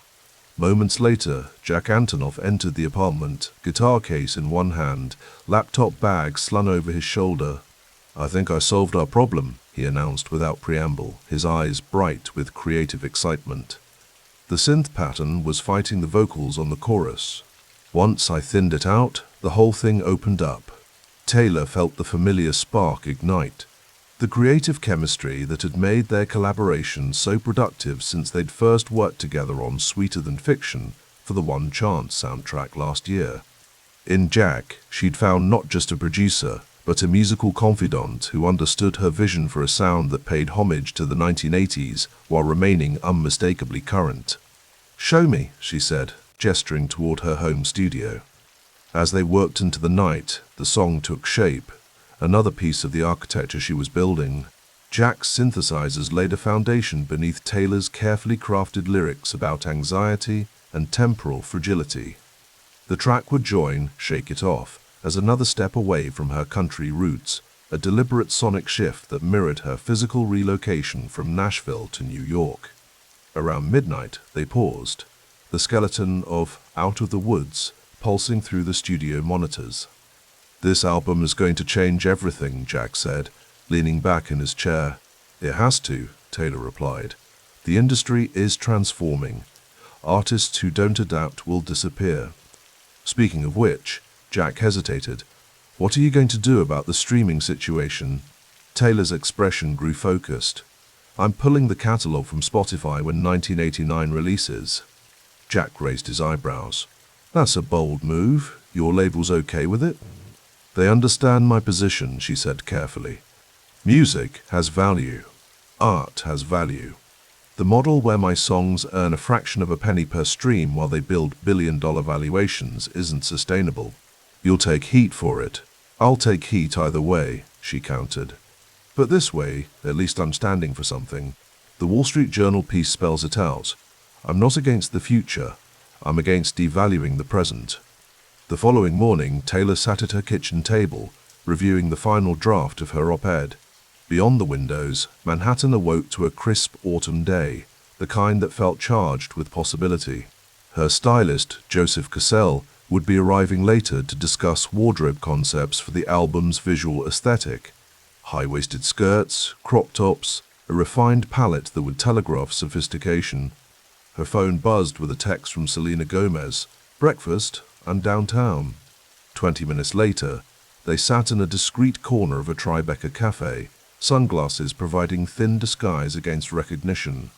The Rhode Island house is magical, Selena said, stirring her coffee. That weekend felt like something from a movie. Taylor smiled. That's exactly what it should feel like, not just for us, but for everyone watching. You've always been strategic, Selena observed, but this is next level. The houses, the move to New York, the album, it's all connected, isn't it? Taylor considered her friend carefully. Since their first meeting at a Jonas Brothers concert years ago, Selena had been one of the few people who truly understood the pressure of growing up in public, of having your relationships dissected for profit. When I was 18, success meant radio play and a sold-out tour, Taylor explained.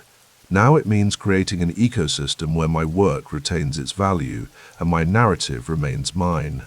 Selena nodded. And New York? Why here? Why now?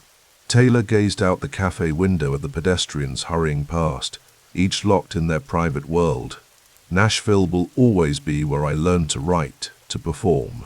But New York is where I need to become what's next. Later that afternoon, Taylor sat in her publicist's office reviewing appearance schedules for the album rollout.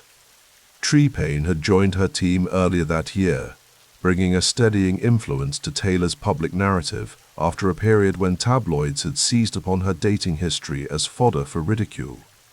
The secret sessions are confirmed, Tree said, referring to the listening parties Taylor had planned to host at her various homes for selected fans. We finalized the groups for Rhode Island, Los Angeles, Nashville, London, and here. These fans have followed me for years, Taylor said. Some since the beginning. They deserve to hear the album first, directly from me, in a space that feels intimate. The Tree nodded approvingly. It's a brilliant approach. By the time the album drops, you'll have hundreds of authentic voices ready to share their experience. Not just the music, Taylor added. The context. Why does this matters? As summer faded into fall, Taylor moved between her properties with purpose, the Rhode Island estate, the Tribeca penthouse, Nashville, Los Angeles. Each location served as both sanctuary and stage set for different aspects of her carefully curated life. The real estate portfolio, now valued well into 8 figures, represented more than luxury. It provided controlled environments where she could shape her narrative away from paparazzi lenses. In late September, she gathered with her core business team to review the structures surrounding her growing enterprise. Taylor Swift Productions had been established as the central vehicle for her creative output, supported by a constellation of LLCs that handled everything from real estate holdings to tour merchandising. The New York residency affects your tax situation, her financial advisor noted. State income tax here is significantly higher than Tennessee. I understand, Taylor replied. Sometimes you pay a premium for positioning. New York gives me something I can't get elsewhere. On October 27, 2014, 1989, entered the world. Taylor had strategically withdrawn from public appearances in the weeks prior, allowing anticipation to build to a fever pitch. The album represented not just a collection of songs, but a comprehensive statement of artistic and business independence.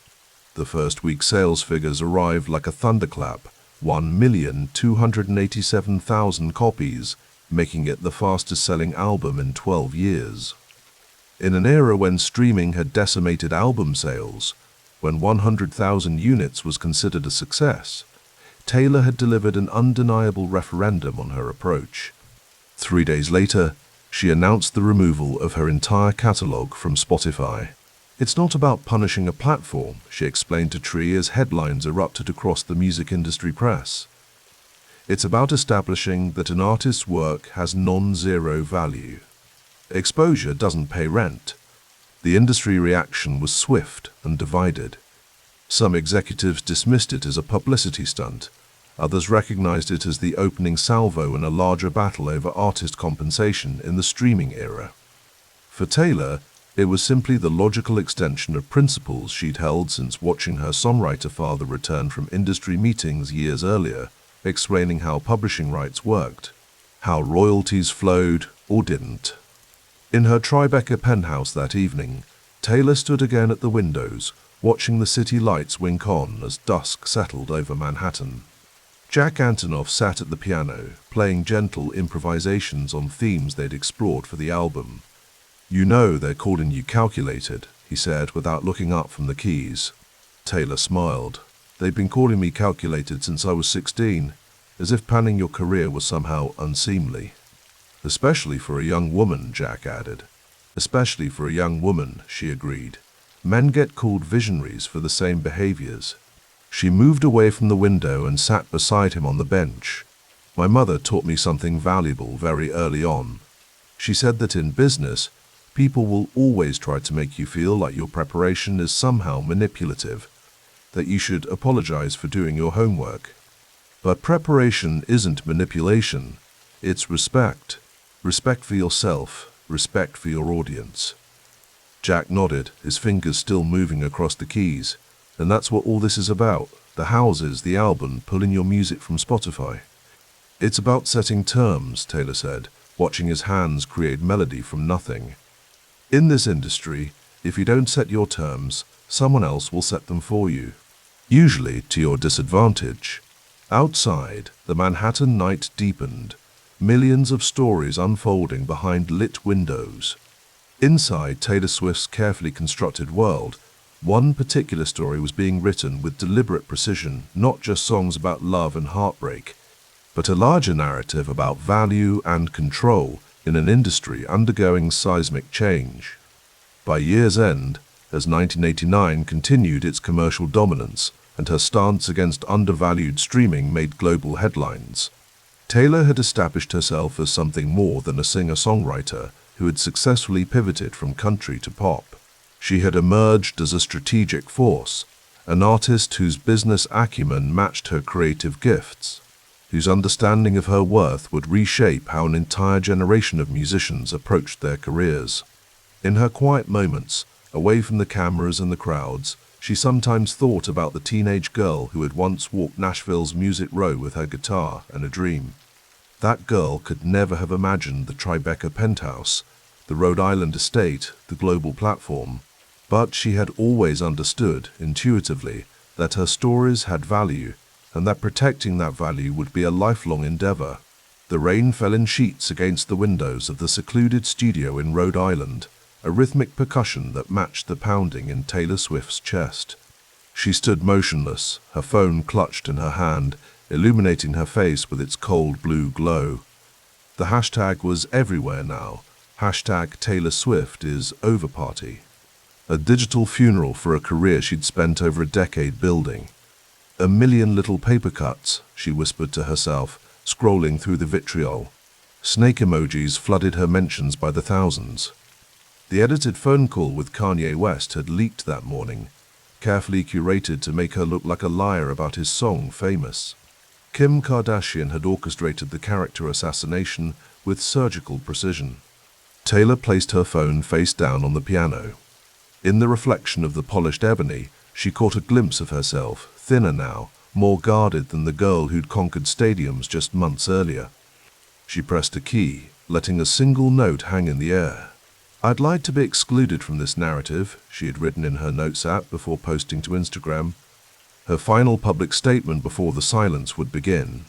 The words felt both defiant and desperate, even to her. Later that evening, her longtime publicist, Tree Payne, arrived, rain-soaked and carrying a folder of press clippings. "It's getting worse," Tree said plainly, never one to sugarcoat reality. "Every outlet is running with it. The narrative is," she hesitated, "not in our favor." Taylor nodded, her expression unchanged. "Who's still here?" she asked quietly. "Everyone who matters," Tree replied. "Your core team is solid. The dancers, the band, they're all sending messages of support. They're loyal." "And the others?" Tree's silence was answered enough. "I almost quit today," Taylor admitted, the words hanging heavy in the studio air. Wrote out the whole announcement. Retirement at 26. She laughed softly, but there was no humor in it. "Dramatic, right? It would have been the shortest retirement in history," Tree said with a knowing smile. "What stopped you?" Taylor walked to the window, watching lightning split the sky over the Atlantic. "Because they win if I disappear, and I've never been good at letting other people win." 3 months of silence followed. No interviews, no social media, no public appearances. Taylor had withdrawn completely, creating a vacuum that gossip rushed to fill. But inside a nondescript studio in New York, something else was taking shape. Jack Antonoff sat across from Taylor, guitar in hand, nodding as she played him the beginning of something new, something darker. "It's not what they'll expect," he said, adjusting his glasses. "Good," Taylor replied. "I'm done being what they expect."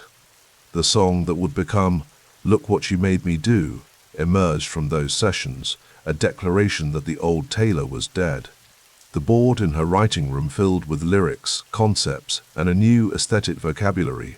Snakes reclaimed as symbols of rebirth, black and red color schemes, Gothic typography. Reputation was forming in the shadows. Her inner circle tightened. Longtime friends like Abigail Anderson remained constants. Her mother Andrea, despite ongoing health concerns, visited the studio regularly. The team around her now valued discretion above all else. Taylor had learned the hard way about fair-weather friends and industry allies.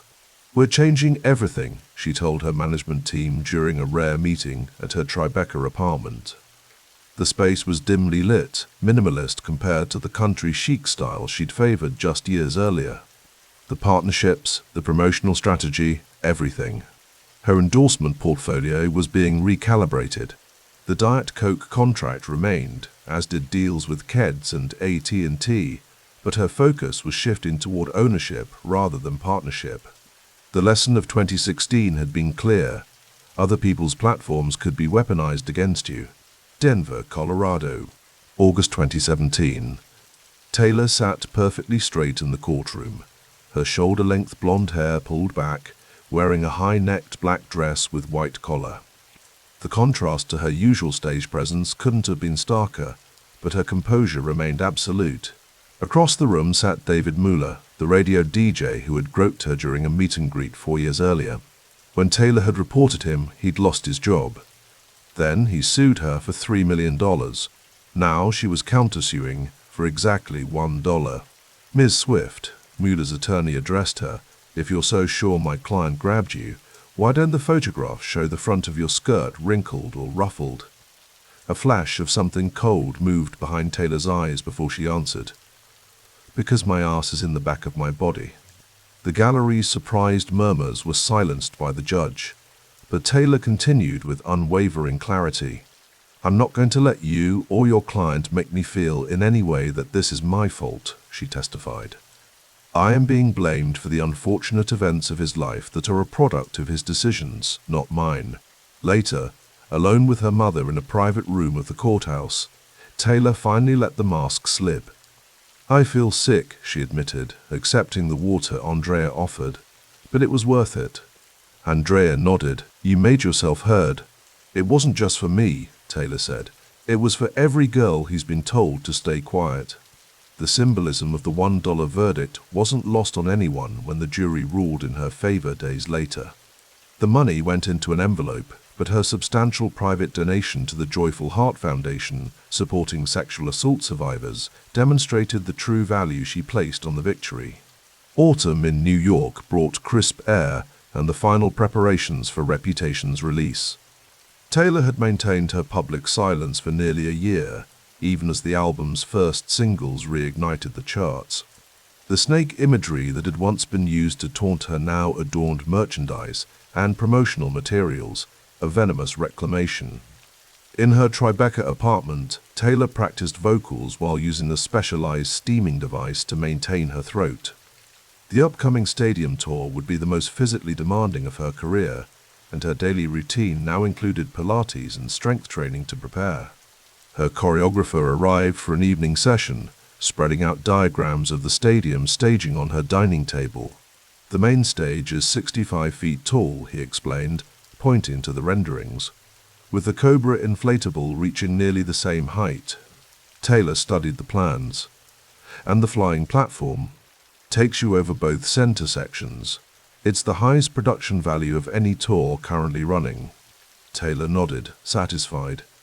It needs to be. This isn't just a tour, it's a statement. Later, alone with her journal, she wrote by the window overlooking the city lights. Therapy had become part of her toolkit over the past year, a necessary foundation for the mental resilience required to weather the storm. The pages are filled with reflections on privacy, perception, and the power of silence. Her phone buzzed with a message from her manager bringing news of advanced ticket sales for the Reputation Stadium tour. The numbers were staggering, suggesting a potential gross that would shatter her previous records. The commercial vindication was taking shape, even before the first note played live. November 2017. Reputation dropped without the traditional media blitz. No magazine covers, no talk show circuit. The music would speak for itself. On release night, Taylor hosted a small gathering of her closest collaborators in her New York apartment. Jack Antonoff raised a glass. To turn scars into art, he said, and art into armor, Taylor added. The album sold 1.2 million copies in its first week, a commercial triumph in an era of streaming dominance. But more importantly to Taylor, it represented a narrative reclamation. The songs told the story of a woman who had absorbed the public's worst projections and emerged stronger. A woman who had found love despite the scrutiny. A woman who had learned to live with her reputation rather than for it. As midnight approached, Taylor stepped onto her terrace alone. The city sprawled before her, a constellation of lights reaching to the horizon. Somewhere in those millions of windows, people were listening to her songs, finding pieces of themselves in her story of fall and resurrection. The tour will begin soon. The stadiums would fill. The $345,700,000 it would eventually gross would become the highest-grossing U.S. tour at that time. But those were just numbers. What mattered was the statement that she had absorbed the worst blow of her career and returned with even greater force. She thought about the journal entry she'd written the day after the Kim Ye call leaked, when #TaylorSwiftIsOverParty had trended worldwide. They can have a party, but they don't get to decide when it's over. Taylor smiled to herself, a quiet, private expression of hard-won resilience. The rain had stopped. The silence had served its purpose. Now it was time for the world to listen. The afternoon sun slanted through the high windows of Republic Records' New York offices, casting golden rectangles across the polished conference table. Taylor Swift sat with perfect posture, a stack of papers before her, a Mont Blanc pen poised between her fingers. The room was silent, save for the occasional rustle as her attorney turned another page of the contract. "That's the clause," her lawyer said quietly, tapping a paragraph near the bottom of page 37. Taylor's eyes narrowed slightly as she read the provision. In the streaming royalty section, buried in technical language, was the key to what would become a watershed moment in the music industry. If Universal Music Group sold its Spotify equity stake, all UMG artists would receive payments proportional to their catalog value, not just herself. They accepted it, she said, a hint of surprise in her voice. Monty Lippman, Republic's CEO, nodded across the table. You drove a hard bargain, but we believe in what you're trying to do. Taylor leaned back, momentarily allowing herself to acknowledge the magnitude of what she'd accomplished. The 2018 contract before her guaranteed ownership of all future masters, negotiated better terms for every artist on the label, and secured a significant advancement in how streaming equity would be handled. It wasn't just about her anymore. Let's sign, she said. Later that evening, in her Tribeca penthouse, Taylor poured herself a glass of white wine and stepped onto the terrace. The Manhattan skyline glittered against the November dusk.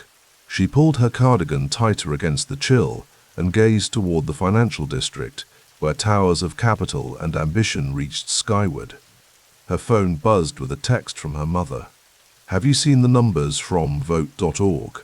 Taylor checked the link Andrea had sent. After her Instagram post endorsing Democratic candidates in Tennessee's midterm elections, vote.org had reported 65,000 new registrations in 24 hours. She set her wine glass down on the stone balustrade, steadying herself against an unexpected swell of emotion. After years of political silence, of being told that country artists shouldn't express political opinions, that women in pop should smile and avoid controversy, she had finally spoken. Worth it, she texted back. The decision hadn't come easily. In her home, she had footage from conversations with her team, her parents, her publicist, Tree Payne.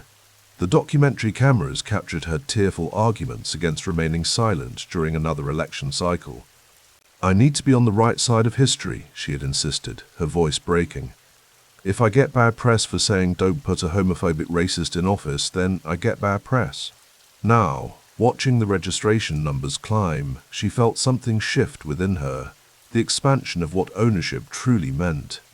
Not just masters and publishing rights, but ownership of her voice, her platform, her responsibility. Spring 2019 brought the butterfly aesthetics of the Lover era, a palette of pastels after the dark reptilian imagery of Reputation.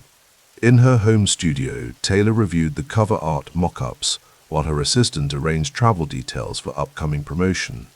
The Rhode Island property has been prepared for your Memorial Day gathering, her assistant noted. Security has been briefed. Taylor nodded. Her real estate portfolio had become both practical investment and creative sanctuary. She'd sold her Beverly Hills home the previous year, consolidating her West Coast presence while maintaining her properties in Nashville, New York, and Watch Hill, Rhode Island. Nearly 10% of her wealth now resided in carefully selected real estate, enough for stability, not enough to be overexposed in a single asset class. And the sale of the Beverly Hills property closed well, she asked, more out of diligence than necessity. Yes, the funds have been allocated according to your instructions. Taylor's investment strategy had evolved significantly. Where once she might have followed conventional wealth management wisdom, diversification across public markets, hedge funds, the standard portfolio of the merely rich, she now concentrated her capital in what she knew best, her own intellectual property, her tours, her brand. It wasn't emotional, it was mathematical. The return on her own creativity had consistently outperformed the market. The intercom buzzed. Her friend and producer Jack Antonoff had arrived to work on final mixes for Lover. Their creative partnership had deepened over the years, from the experimental synths of 1989 through the dark theatrics of Reputation, and now into something warmer, more personally resonant. We need to talk about the song order, he said as they settled into her home studio. The sequencing affects how people experience the narrative. Taylor nodded, understanding implicitly. Albums were more than collections of songs. They were journeys designed to guide listeners through emotional terrain. After 6 albums, she had mastered the architecture of feeling.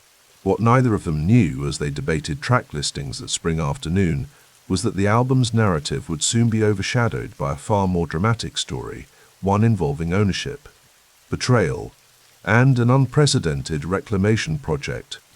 The news broke on a Sunday morning in late June.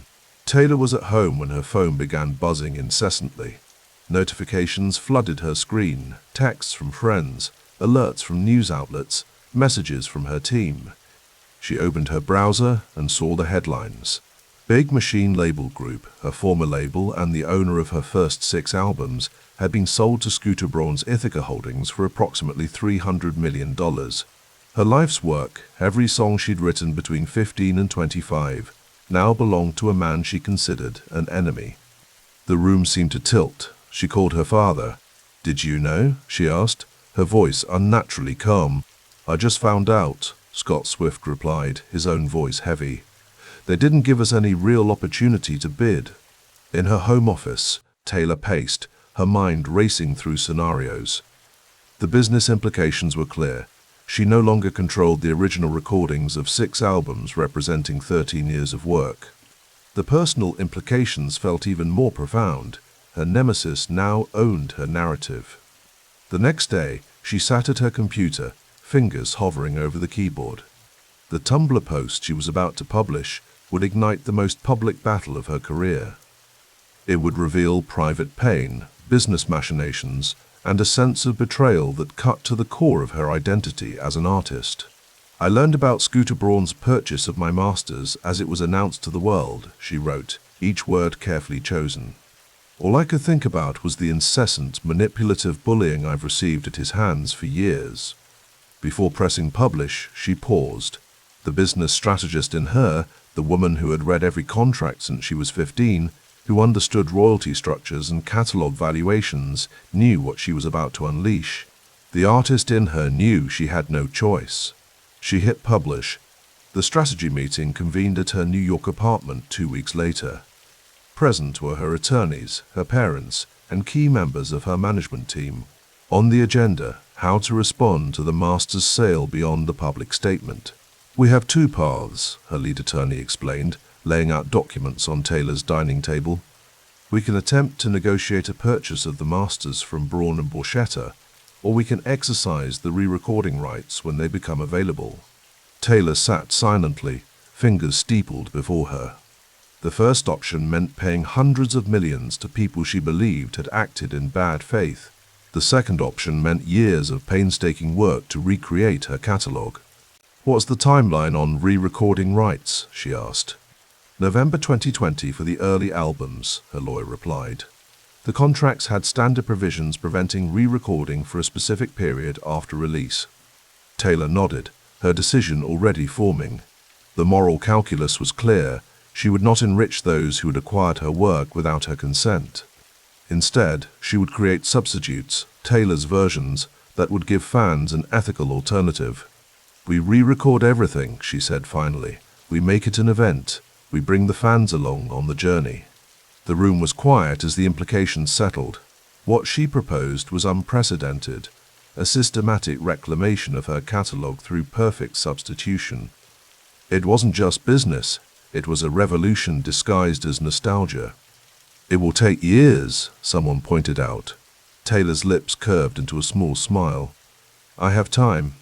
Late that summer, after a day of promotion for Lover, Taylor retreated to her Rhode Island estate.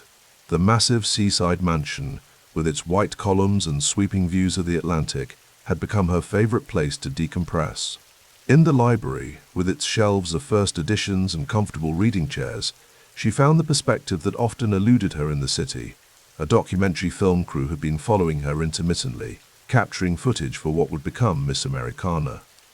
Today, they were focused on her political awakening, the decision to endorse Democratic candidates in the 2018 midterms after years of carefully maintained neutrality. "I need to be on the right side of history," she repeated for the camera, echoing her private arguments from months earlier. "My dad was terrified when I told him I wanted to endorse Bredesen and Blackburn. He said, 'I've had people in country music offices say they don't even know they employ Democrats.'" The cameras captured her vulnerability, her determination. The documentary would eventually reveal what those closest to her already knew. Her political voice had been silenced not by indifference, but by the same industry forces that had long controlled female artists. After the crew packed up, Taylor walked alone along the private beach. The September air carried the first hints of autumn, and whitecaps dotted the steel-grey water. She thought about ownership of her masters, her voice, her platform. Critics called her calculated, ambitious, relentlessly careerist. The words had once stung, now they seemed like confirmation. Of course, she was calculated. She had learned early that female artists couldn't afford to be anything else. The waves crashed against the shore, constant and changing all at once. Taylor stood at the edge of the water, watching the tide reclaim what had been taken. In that moment, with the taste of salt air on her lips and plans of reclamation in her mind, she felt a clarity that had been building since the Republic deal, through the midterm endorsements, through the master's sale. Ownership wasn't just legal, it was narrative, economic, political. The next chapter would be written entirely on her terms. December 2019. The industry holiday parties were in full swing, but Taylor chose a quieter celebration at her Tribeca apartment with close friends and collaborators. Lover had been released to critical acclaim, though its commercial performance hadn't quite matched the stratospheric numbers of 1989. In the corner of her living room, her Christmas tree sparkled with vintage ornaments, some from her childhood, others collected during tours. To Taylor's version, Jack Antonoff toasted, raising his glass in reference to the re-recording project that would soon consume her creative energy. The small gathering laughed, clinked glasses. The term wasn't yet public, but it would soon become a powerful brand, a marker of authenticity and resistance. Later, after guests had departed, Taylor stood at her floor-to-ceiling windows, gazing at the Manhattan skyline. The decade was ending, and with it a chapter of her career defined by both extraordinary success and painful lessons in trust. The ownership revolution she'd quietly begun, first with her Republic deal, then with her political voice, now with the planned re-recordings, wasn't just about her. It was about shifting the power structure of an industry that had too often treated artists as commodities rather than creators. In the reflection of the window, she saw not just herself but the journey, from the 15-year-old who'd signed away her masters in exchange for a chance, to the woman who now negotiated for all artists when signing her own deals. The critics who called her calculated weren't wrong. They just didn't understand that her calculations extended beyond herself. Outside, snow began to fall on the final December of the 2010s. Taylor watched the flakes swirl against the dark sky, each one unique, each one part of something larger. Tomorrow would bring meetings about the documentary, preparations for what would become the Loverfest tour, though she couldn't know it would never happen. Cancelled later by a pandemic not yet imagined, and the continued planning for the massive re-recording project. Tonight, though, was for reflection, on ownership, on voice, on the power of writing your own story even when others claim to own it. She turned from the window and moved through her quiet apartment, past the awards, the photographs, the mementos of a life lived in public and private simultaneously. In her study, she opened a journal and picked up a pen. Ownership, she wrote, is not about possession, it's about authorship. The page waited for more words. Taylor Swift, artist, businesswoman, reluctant politician, began to write. The light from the laptop screen cast a soft blue glow across Taylor's face as she stared at the lyrics document open before her. Outside the windows of her Rhode Island home, the Atlantic churned beneath a midnight sky, March 2020. The world had gone eerily quiet. She glanced at her phone, news alerts stacking up like playing cards, quarantines, lockdowns, tour cancellations. The music industry ground to a halt in real time. Her fingers hovered over the keyboard, not in hesitation, but in thought. This silence, unwanted but necessary, had created space for something new. "So I'm going to write folksy stories," she whispered to Meredith, her Scottish fold cat who lounged across her notebook with practiced indifference. Benjamin Button, her newest feline addition, purred from his perch on the window ledge. Taylor took a sip of wine, letting the flavor roll across her tongue. A text from Jack Antonoff lit up her phone. "Got those beats you sent, different vibe, I'm into it." The difference was the point. For years, she'd been building towards spectacle, stadium shows, elaborate productions, the machinery of pop superstardom. Now, with the world paused, maybe music could be something else. Something quieter, more intimate. She called Aaron Dessner of The National the next morning. "I've been following your work for years," she told him, her voice measured but warm. "Would you be interested in writing something together? Remotely, obviously." There was a brief pause on the line. "I've actually written some instrumental pieces I could send over," he said. "Never expected they might be for Taylor Swift." She smiled. "Let's forget about expectations, just send them." Within hours, melodies arrived. By nightfall, she'd written Cardigan. Days blurred into weeks. The world was in crisis, but in this strange suspension of normal life, Taylor found a creative clarity she hadn't felt since she was a teenager writing songs in her bedroom. No stadium configurations to consider, no tour costumes to approve. Just stories, some hers, some imagined, woven through melancholy piano and acoustic guitars. "It's like I'm building a little folklore universe," she told Jack during a late-night video call. Her home studio was lit with string lights, pages of handwritten lyrics scattered across every surface, characters and narratives that speak to each other.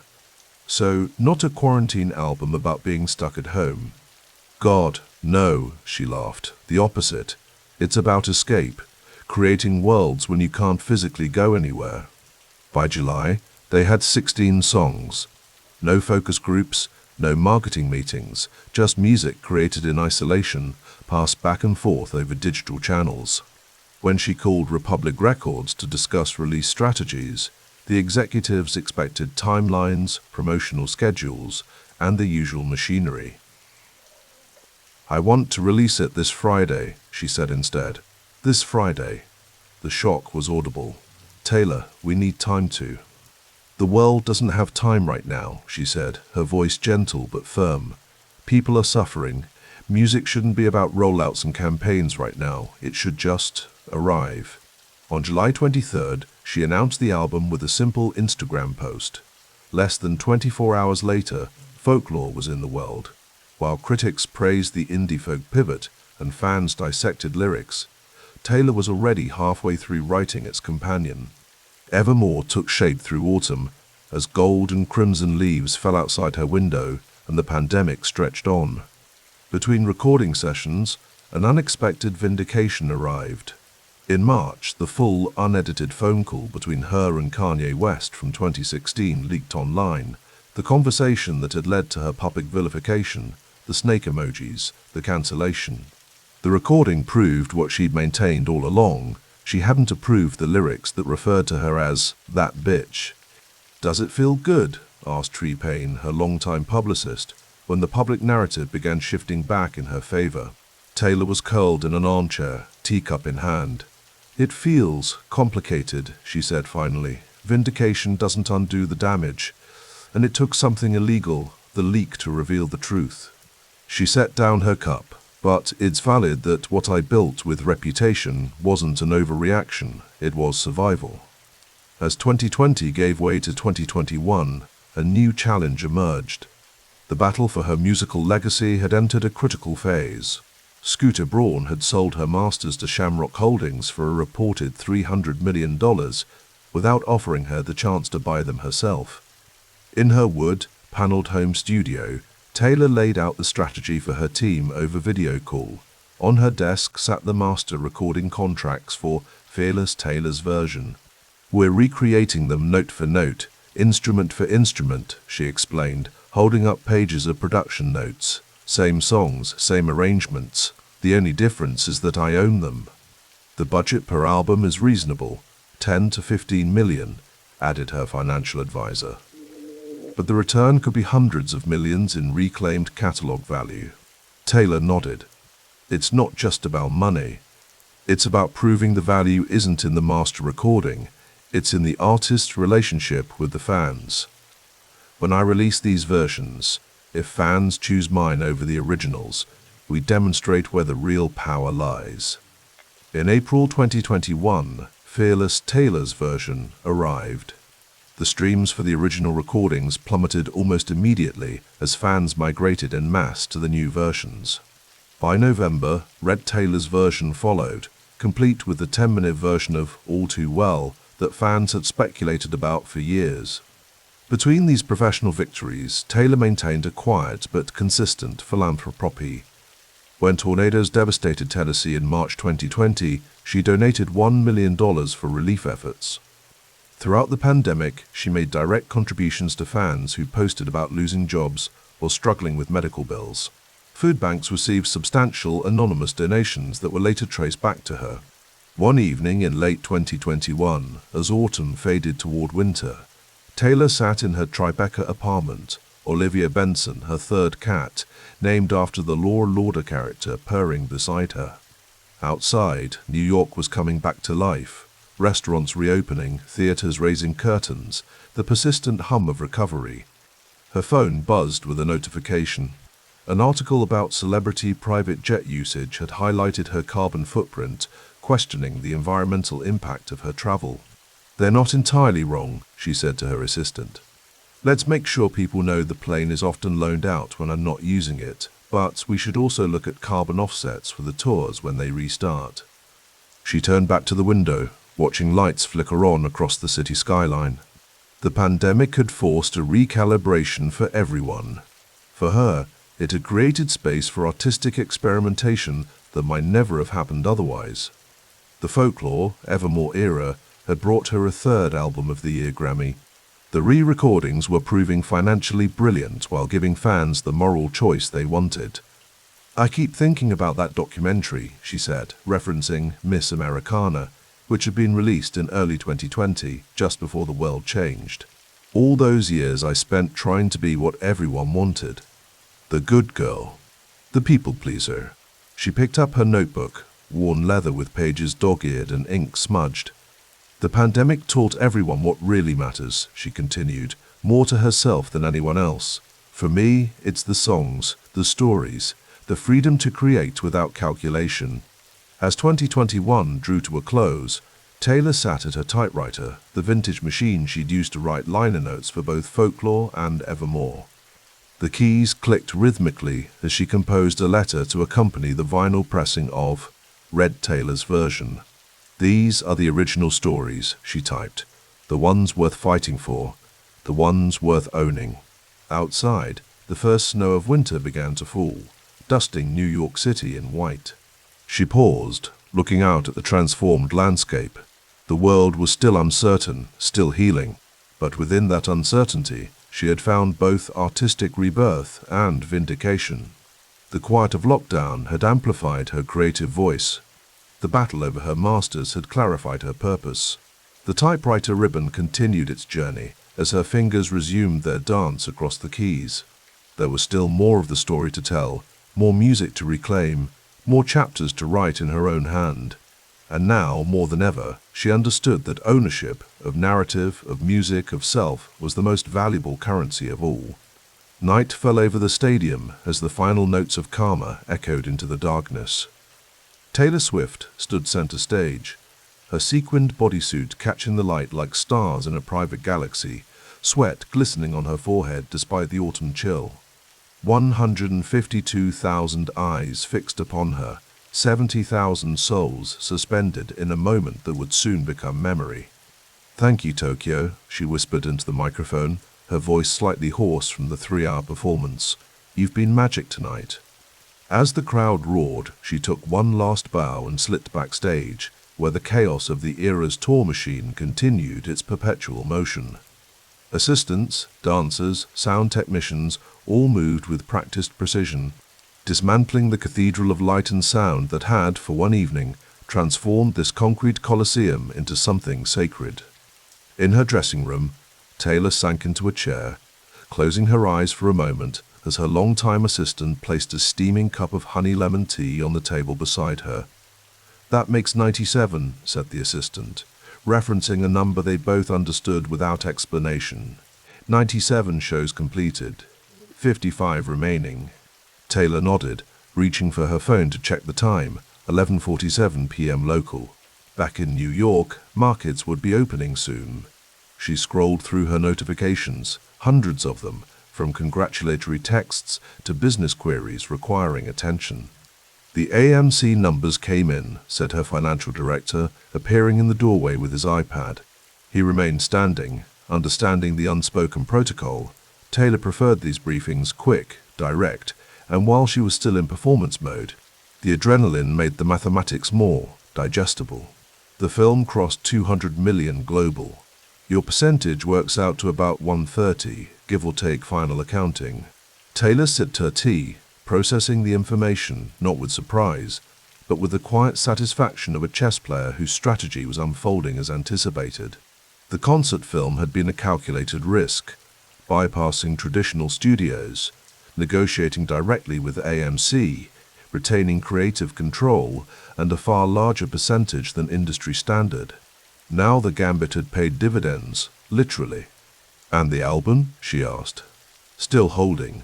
First week projections for the Tortured Poets departments are tracking higher than Midnight's, he said, referencing her 2022 release that had made history when she became the first artist to simultaneously occupy all 10 positions in the Billboard Hot 100's top 10. "Good," she nodded. "What about the Speak Now streams?" "Up 40% since the Taylor's version release.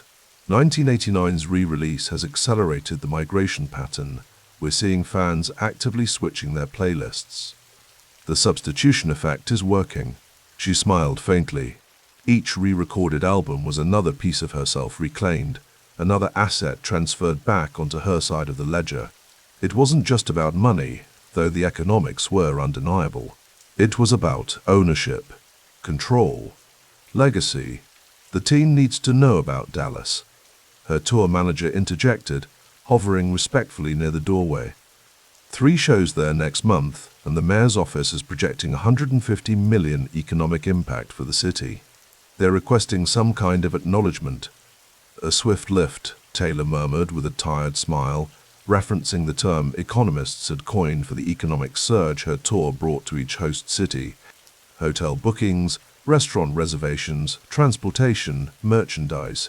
The Federal Reserve had actually mentioned her tour in their Beige Book economic report, a surreal intersection of pop culture and macroeconomics. "We'll work something into the show," she decided. "Maybe during the acoustic set, nothing scripted, keep it authentic." Her team nodded, understanding the delicate balance. The Eras tour had become more than a concert series. It was a phenomenon whose gravitational pull affected local economies, tourism patterns, even political conversations about ticketing monopolies. After the Ticketmaster crash during the initial sale. Later that night, in the quiet of her hotel suite, Taylor stood at the window overlooking Tokyo's glittering skyline. Her laptop was open on the desk, displaying a spreadsheet only a handful of people had ever seen, the master document tracking the financial architecture of her empire. The columns told a story few would ever fully comprehend. Tour grosses approaching the unprecedented $2 billion mark, merchandise per capita averaging $45 across venues, streaming revenue 9 albums plus re-recordings generating compounding returns, and the growing real estate portfolio now valued around $125 million. The bottom line, her estimated net worth, fluctuated between $1.1 billion and $1.6 billion depending on market conditions and valuation methodologies. Forbes and Bloomberg disagreed on the precise figure, but the milestone itself was indisputable. She had become that rarest of creatures, a billionaire who had built her fortune primarily through creative work, not inheritance or investment. Sleep eluded her, as it often did after shows. The transition from performing for 70,000 people to the monastic silence of a hotel room was too abrupt, like stepping from a hurricane into a vacuum. Her mind continued to race, cycling through the infinite details that required her attention. Her phone buzzed with a text from Travis. Despite the football season's intensity, the Kansas City Chiefs tight end had somehow managed to calibrate his schedule to match hers where possible. An unprecedented alignment of 2 demanding careers. Their relationship had unleashed its own economic ripples. NFL viewership up when she attended games, jersey sales spiking, broadcast cameras finding her in the stands with algorithmic precision. "Just watch the highlight reel," his message read. "You killed it tonight. Get some rest." She smiled, typing back, trying. "My brain won't shut off. Big ideas are brewing." The relationship had been unexpected, a plot twist in her carefully composed narrative. The public scrutiny was intense but oddly different this time. She was older now, more secure in her power, less vulnerable to the whiplash of public opinion. And there was something refreshing about dating someone who understood what it meant to perform at the highest level, who had built his own empire within the NFL's ecosystem. Her laptop pinged with an email from her business manager. Subject line, trademark update. The message contained confirmations of new trademark registrations, phrases from recent albums, potential merchandise categories, brand extensions, language as property, creativity as asset class. The portfolio had grown into a sprawling legal architecture, protecting everything from album titles to key phrases from her songs. She closed the laptop and moved to the small upright piano in the corner of the suite, a requirement in her tour accommodations.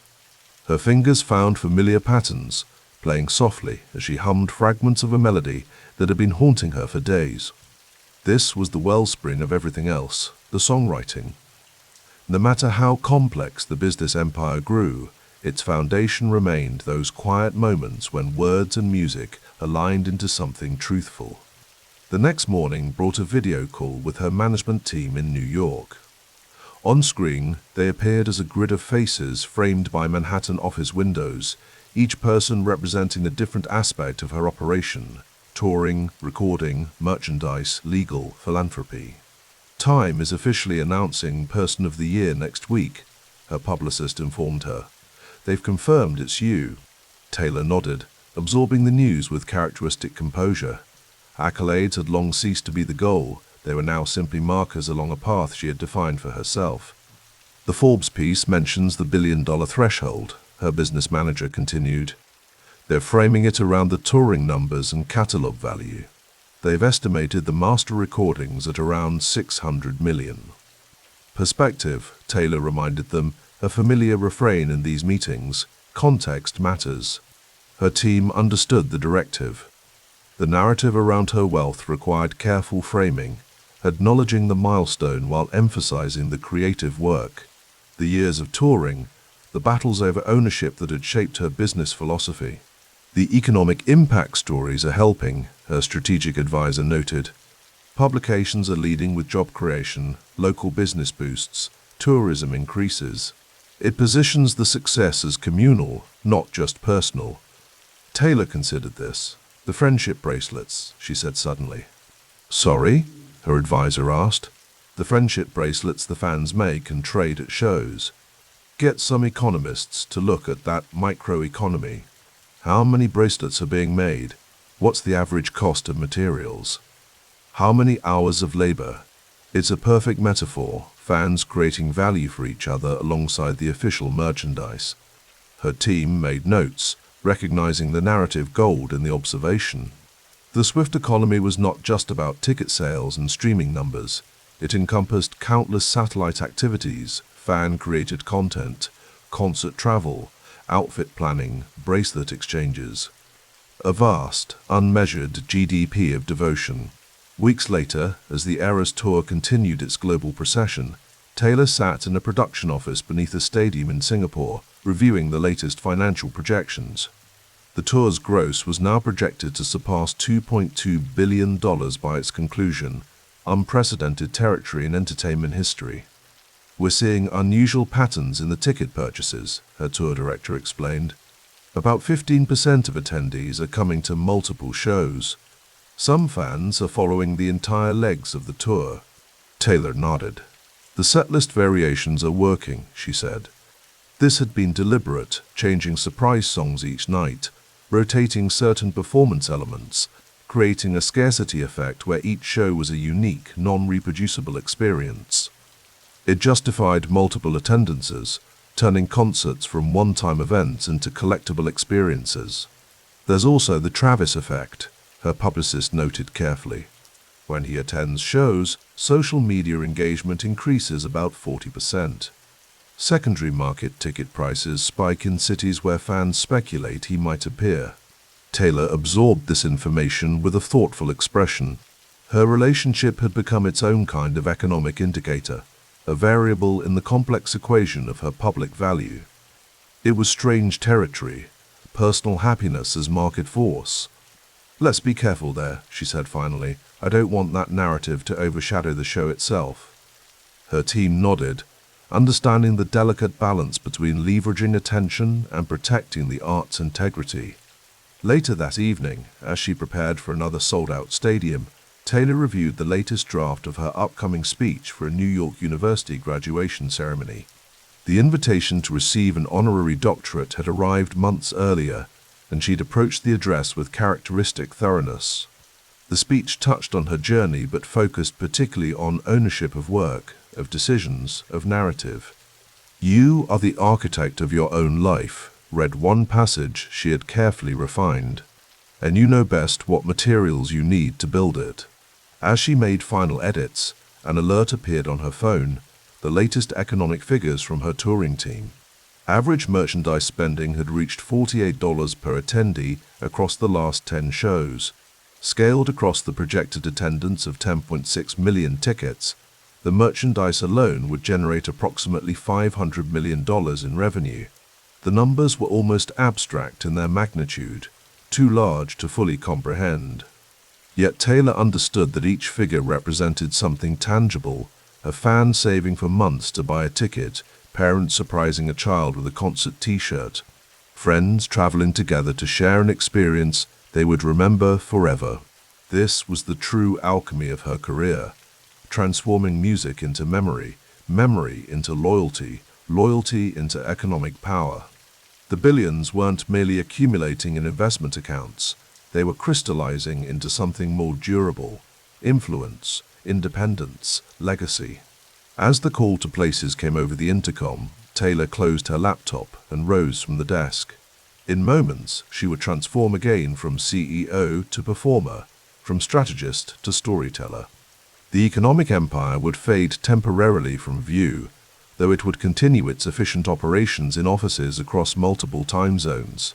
For the next 3.5 hours, she would exist in the perpetual present tense of performance, singing songs that spanned her catalogue, songs that had become the soundtrack to her ascent from talented teenager to cultural force, songs that were now, finally and irrevocably, hers. Outside, 70,000 voices began to chant her name, the sound penetrating concrete and steel to reach her like a summons. Taylor Swift straightened her shoulders, touched the lucky number 13 she had drawn on her hand, and prepared to meet them, the architects of her fortune, the witnesses to her reign. The golden light of autumn filtered through the windows of the Manhattan penthouse as Taylor Swift leaned against the grand piano, studying the final master recording. Reputation Taylor's version was complete, the last cornerstone in the foundation she had methodically rebuilt over the past 7 years. Outside, New York continued its eternal rhythm, but inside this carefully curated sanctuary, time seemed suspended. "That's it," said Jack Antonoff, her longtime producer and collaborator, removing his headphones. "The circle is complete." Taylor nodded, running her fingers along the polished wood of the piano. At 40 years old, her face had gained a certain gravitas that complemented the wisdom in her eyes. "Just one more to go," she said softly. Taylor Swift, the album that started everything. The completion of Reputation Taylor's version in early 2026 marked a watershed moment in her career, the penultimate step in reclaiming her musical legacy. The re-recording project that had begun as an act of defiance had transformed into something more profound, a masterclass in artistic sovereignty that would be studied for generations. "We should celebrate," Jack suggested, but Taylor was already lost in thought, mentally mapping the final re-recording her self-titled debut album, the one that would close the circle completely. "Soon," she said, "but first I need to finish what we started." In the adjacent room, Tree Payne, Taylor's publicist and confidant for nearly 15 years, was handling the careful choreography of the announcement. The value of Taylor's re-recorded catalogue had already surpassed all projections, with streaming numbers confirming what she had known all along: fans would follow the artist, not the asset. "The press release is ready," Tree said, entering the studio, "and the Easter eggs have been planted. The fans are already decoding them." Taylor smiled. The elaborate breadcrumb trail she left for her followers had evolved into an art form of their own, a conversation with millions that bypassed traditional media entirely. "Have the analytics come in from the last tour leg?" Taylor asked. The tree nodded. The final numbers from the Asia-Pacific residencies exceeded forecasts. Tokyo was especially strong. The Eras Tour had evolved in the years since its 2023 inception. After the initial global stadium runs that had generated over $2 billion, Taylor had pivoted to a more sustainable model. Strategic residencies in key cities, allowing her to maintain the spectacle while reducing the physical and environmental toll of constant movement. "The Vegas residency contract is ready for review," Tree added. 30 dates over 6 months beginning in 2027. Taylor nodded, considering the proposition. The residency model represented the future of her live performance strategy, maximum impact with minimal burnout. At this stage of her career, sustainability had become as important as scale. Later that evening, Taylor sat in her home office, surrounded by notebooks and legal documents. The business of being Taylor Swift had grown exponentially complex. Her father, Scott, who had once managed every aspect of her career from a home office, now oversaw a carefully selected team of advisors who handled the Taylor Swift enterprise. The phone rang, her mother, Andrea. "Just checking in, sweetheart," came the familiar voice. Despite the years and Andrea's health challenges, she remained Taylor's emotional anchor. "We finished Reputation today," Taylor said. "Just one more to go." "I remember that scared 14-year-old in Nashville," Andrea said warmly. "If she could see you now." Taylor smiled. She'd probably ask for some investing advice. They both laughed, but the observation wasn't entirely a joke. Taylor had become a case study in artist as entrepreneur. Her decision to bet on herself rather than diversify had yielded returns that would have been unfathomable to most financial advisors. "The museum people called again," Andrea mentioned casually. Taylor sighed. Various cultural institutions had approached her about permanent exhibitions documenting her impact on music and culture. She had deflected these overtures, uncomfortable with the finality they suggested. Legacy building was for artists in their twilight years, and despite being in her 4th decade, Taylor felt she was still ascending. "Tell them I'm still making history, not ready to display it yet," she replied. The following week, Taylor sat in the sleek conference room in downtown Manhattan with her film production team. Taylor Swift Productions, Incorporated, had evolved from a vehicle for music videos and documentaries into a legitimate content studio. Her directorial debut, a feature adaptation of a best-selling novel about a female songwriter in the 1970s, was in pre-production. "The preliminary budget is approved," said her executive producer. "We're aiming for principal photography next spring." Taylor nodded, reviewing the production schedule. Her directorial ambitions had been seeded years earlier with the short film for All Too Well, which had garnered critical acclaim and demonstrated her visual storytelling abilities. Now, with the backing of a major studio, she was preparing to direct her first feature film. "The screenplay needs another pass," she noted, marking sections that didn't ring true. "The protagonist's motivations in the 3rd act feel manufactured." Her attention to narrative authenticity, honed through years of songwriting, had translated seamlessly to screenwriting.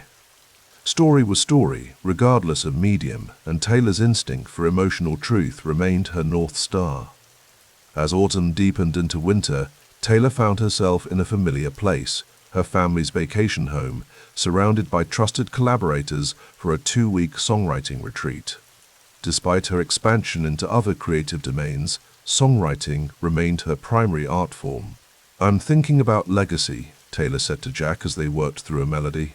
"Not in the past tense, but as an active choice, what we're building that outlasts the moment." Jack nodded. After nearly 15 years of collaboration, their creative shorthand was nearly telepathic. "The re-recordings aren't just about ownership, they're about precedent," he observed. "You've changed the industry standard." This wasn't hyperbole.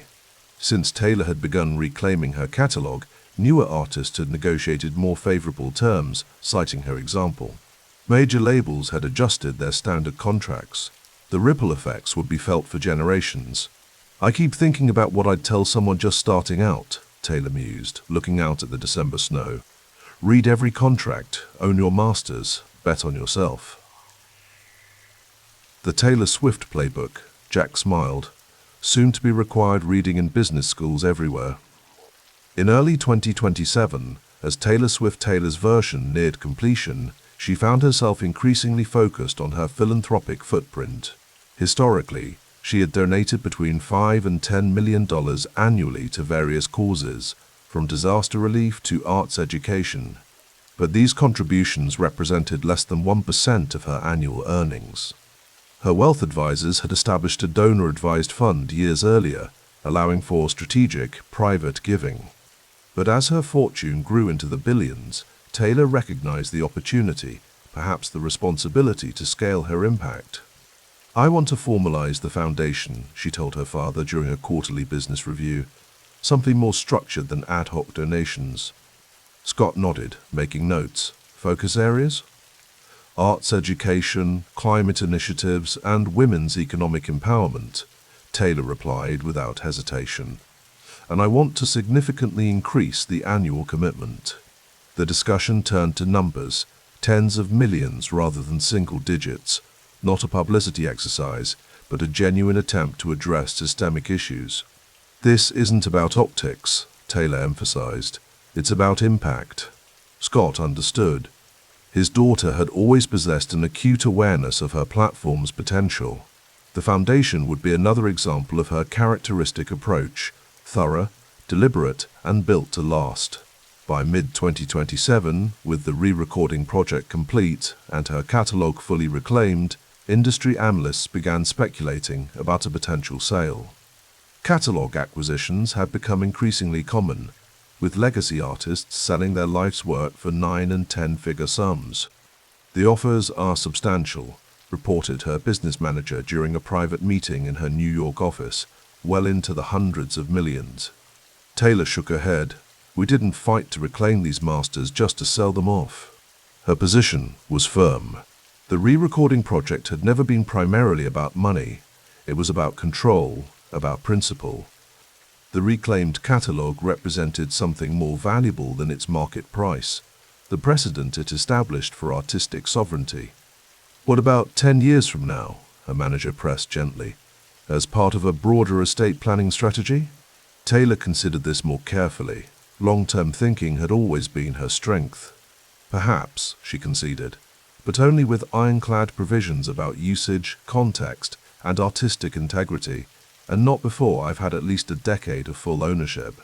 The summer of 2028 found Taylor in a recording studio in Nashville, working on her 12th original studio album. At 38, she had defied the conventional career arc of female pop stars, maintaining cultural relevance and commercial dominance well beyond the window typically afforded to women in music. "People keep asking what's next," she told her co-writer as they refined a bridge section, as if there has to be some dramatic pivot or reinvention. "The longevity itself is the statement," her collaborator replied. Taylor nodded. The music industry had always operated on planned obsolescence, particularly for female artists. By simply continuing to create vital work into her 5th decade, she was making a revolutionary statement about creative lifespan. That autumn, as her feature directorial debut premiered at a major film festival to positive reviews, Taylor found herself reflecting on the business empire she had constructed. What had begun as a teenage girl with a guitar had evolved into a vertically integrated entertainment enterprise that employed hundreds and generated annual revenues in the hundreds of millions. "The most valuable investment I ever made was in myself," she observed during a rare extended interview with a business publication. "The traditional financial advice is to diversify, but I concentrated my bet on the one asset I understood completely." This philosophy, counterintuitive in standard wealth management circles, had yielded extraordinary returns. By maintaining ownership of her creative output and controlling its monetization, Taylor had built a fortune that dwarfed what she might have accumulated through conventional investment vehicles. As 2029 approached, bringing with it her 40th birthday, Taylor gathered her closest advisors for a comprehensive review of her legacy planning. The meeting, held in the library of her Nashville home, included her parents, her brother Austin, Tree Payne, and a small cadre of legal and financial specialists who had guided her empire building for years. "I want to ensure that everything we've built serves as a template, not just a trophy," Taylor explained, outlining her vision. "The structures we've created should outlast any individual work." The discussion covered the technical aspects, trusts, succession planning, intellectual property management, but frequently returned to the philosophical foundation. What did it mean to create a lasting artistic legacy in the digital age? "If I lost everything tomorrow," Taylor said toward the end of the meeting, "I'd write about it, and then I'd begin again." This wasn't bravado, but a clear-eyed assessment of her most durable asset, not the masters, not the real estate portfolio, not even the billions in accumulated wealth, but her capacity to transform experience into art that resonated across generations. As the meeting concluded and her team dispersed, Taylor remained alone in the library. The shelves held first editions of her favorite novels, but also binders containing every contract she had signed since she was 14. The juxtaposition was fitting: art and commerce, creativity and strategy, intertwined but distinct. She opened a leather-bound journal, the latest in a lifelong habit of documentation, and began to write. Not lyrics or business plans, but reflections on the journey from that Christmas tree farm in Pennsylvania to global cultural phenomenon. The words flowed easily, as they always had. After all, before she was a businesswoman, before she was a director, before she was an icon, she was a storyteller. And in the end, it was the story that would endure. Outside, twilight descended on Nashville, the city that had first welcomed her ambitious dreams. Taylor Swift continued writing into the night, simultaneously closing one chapter and beginning the next. Thanks for listening to the story. Please subscribe, turn on notifications, and like the video. Feel free to share the video with your friends who love money stories.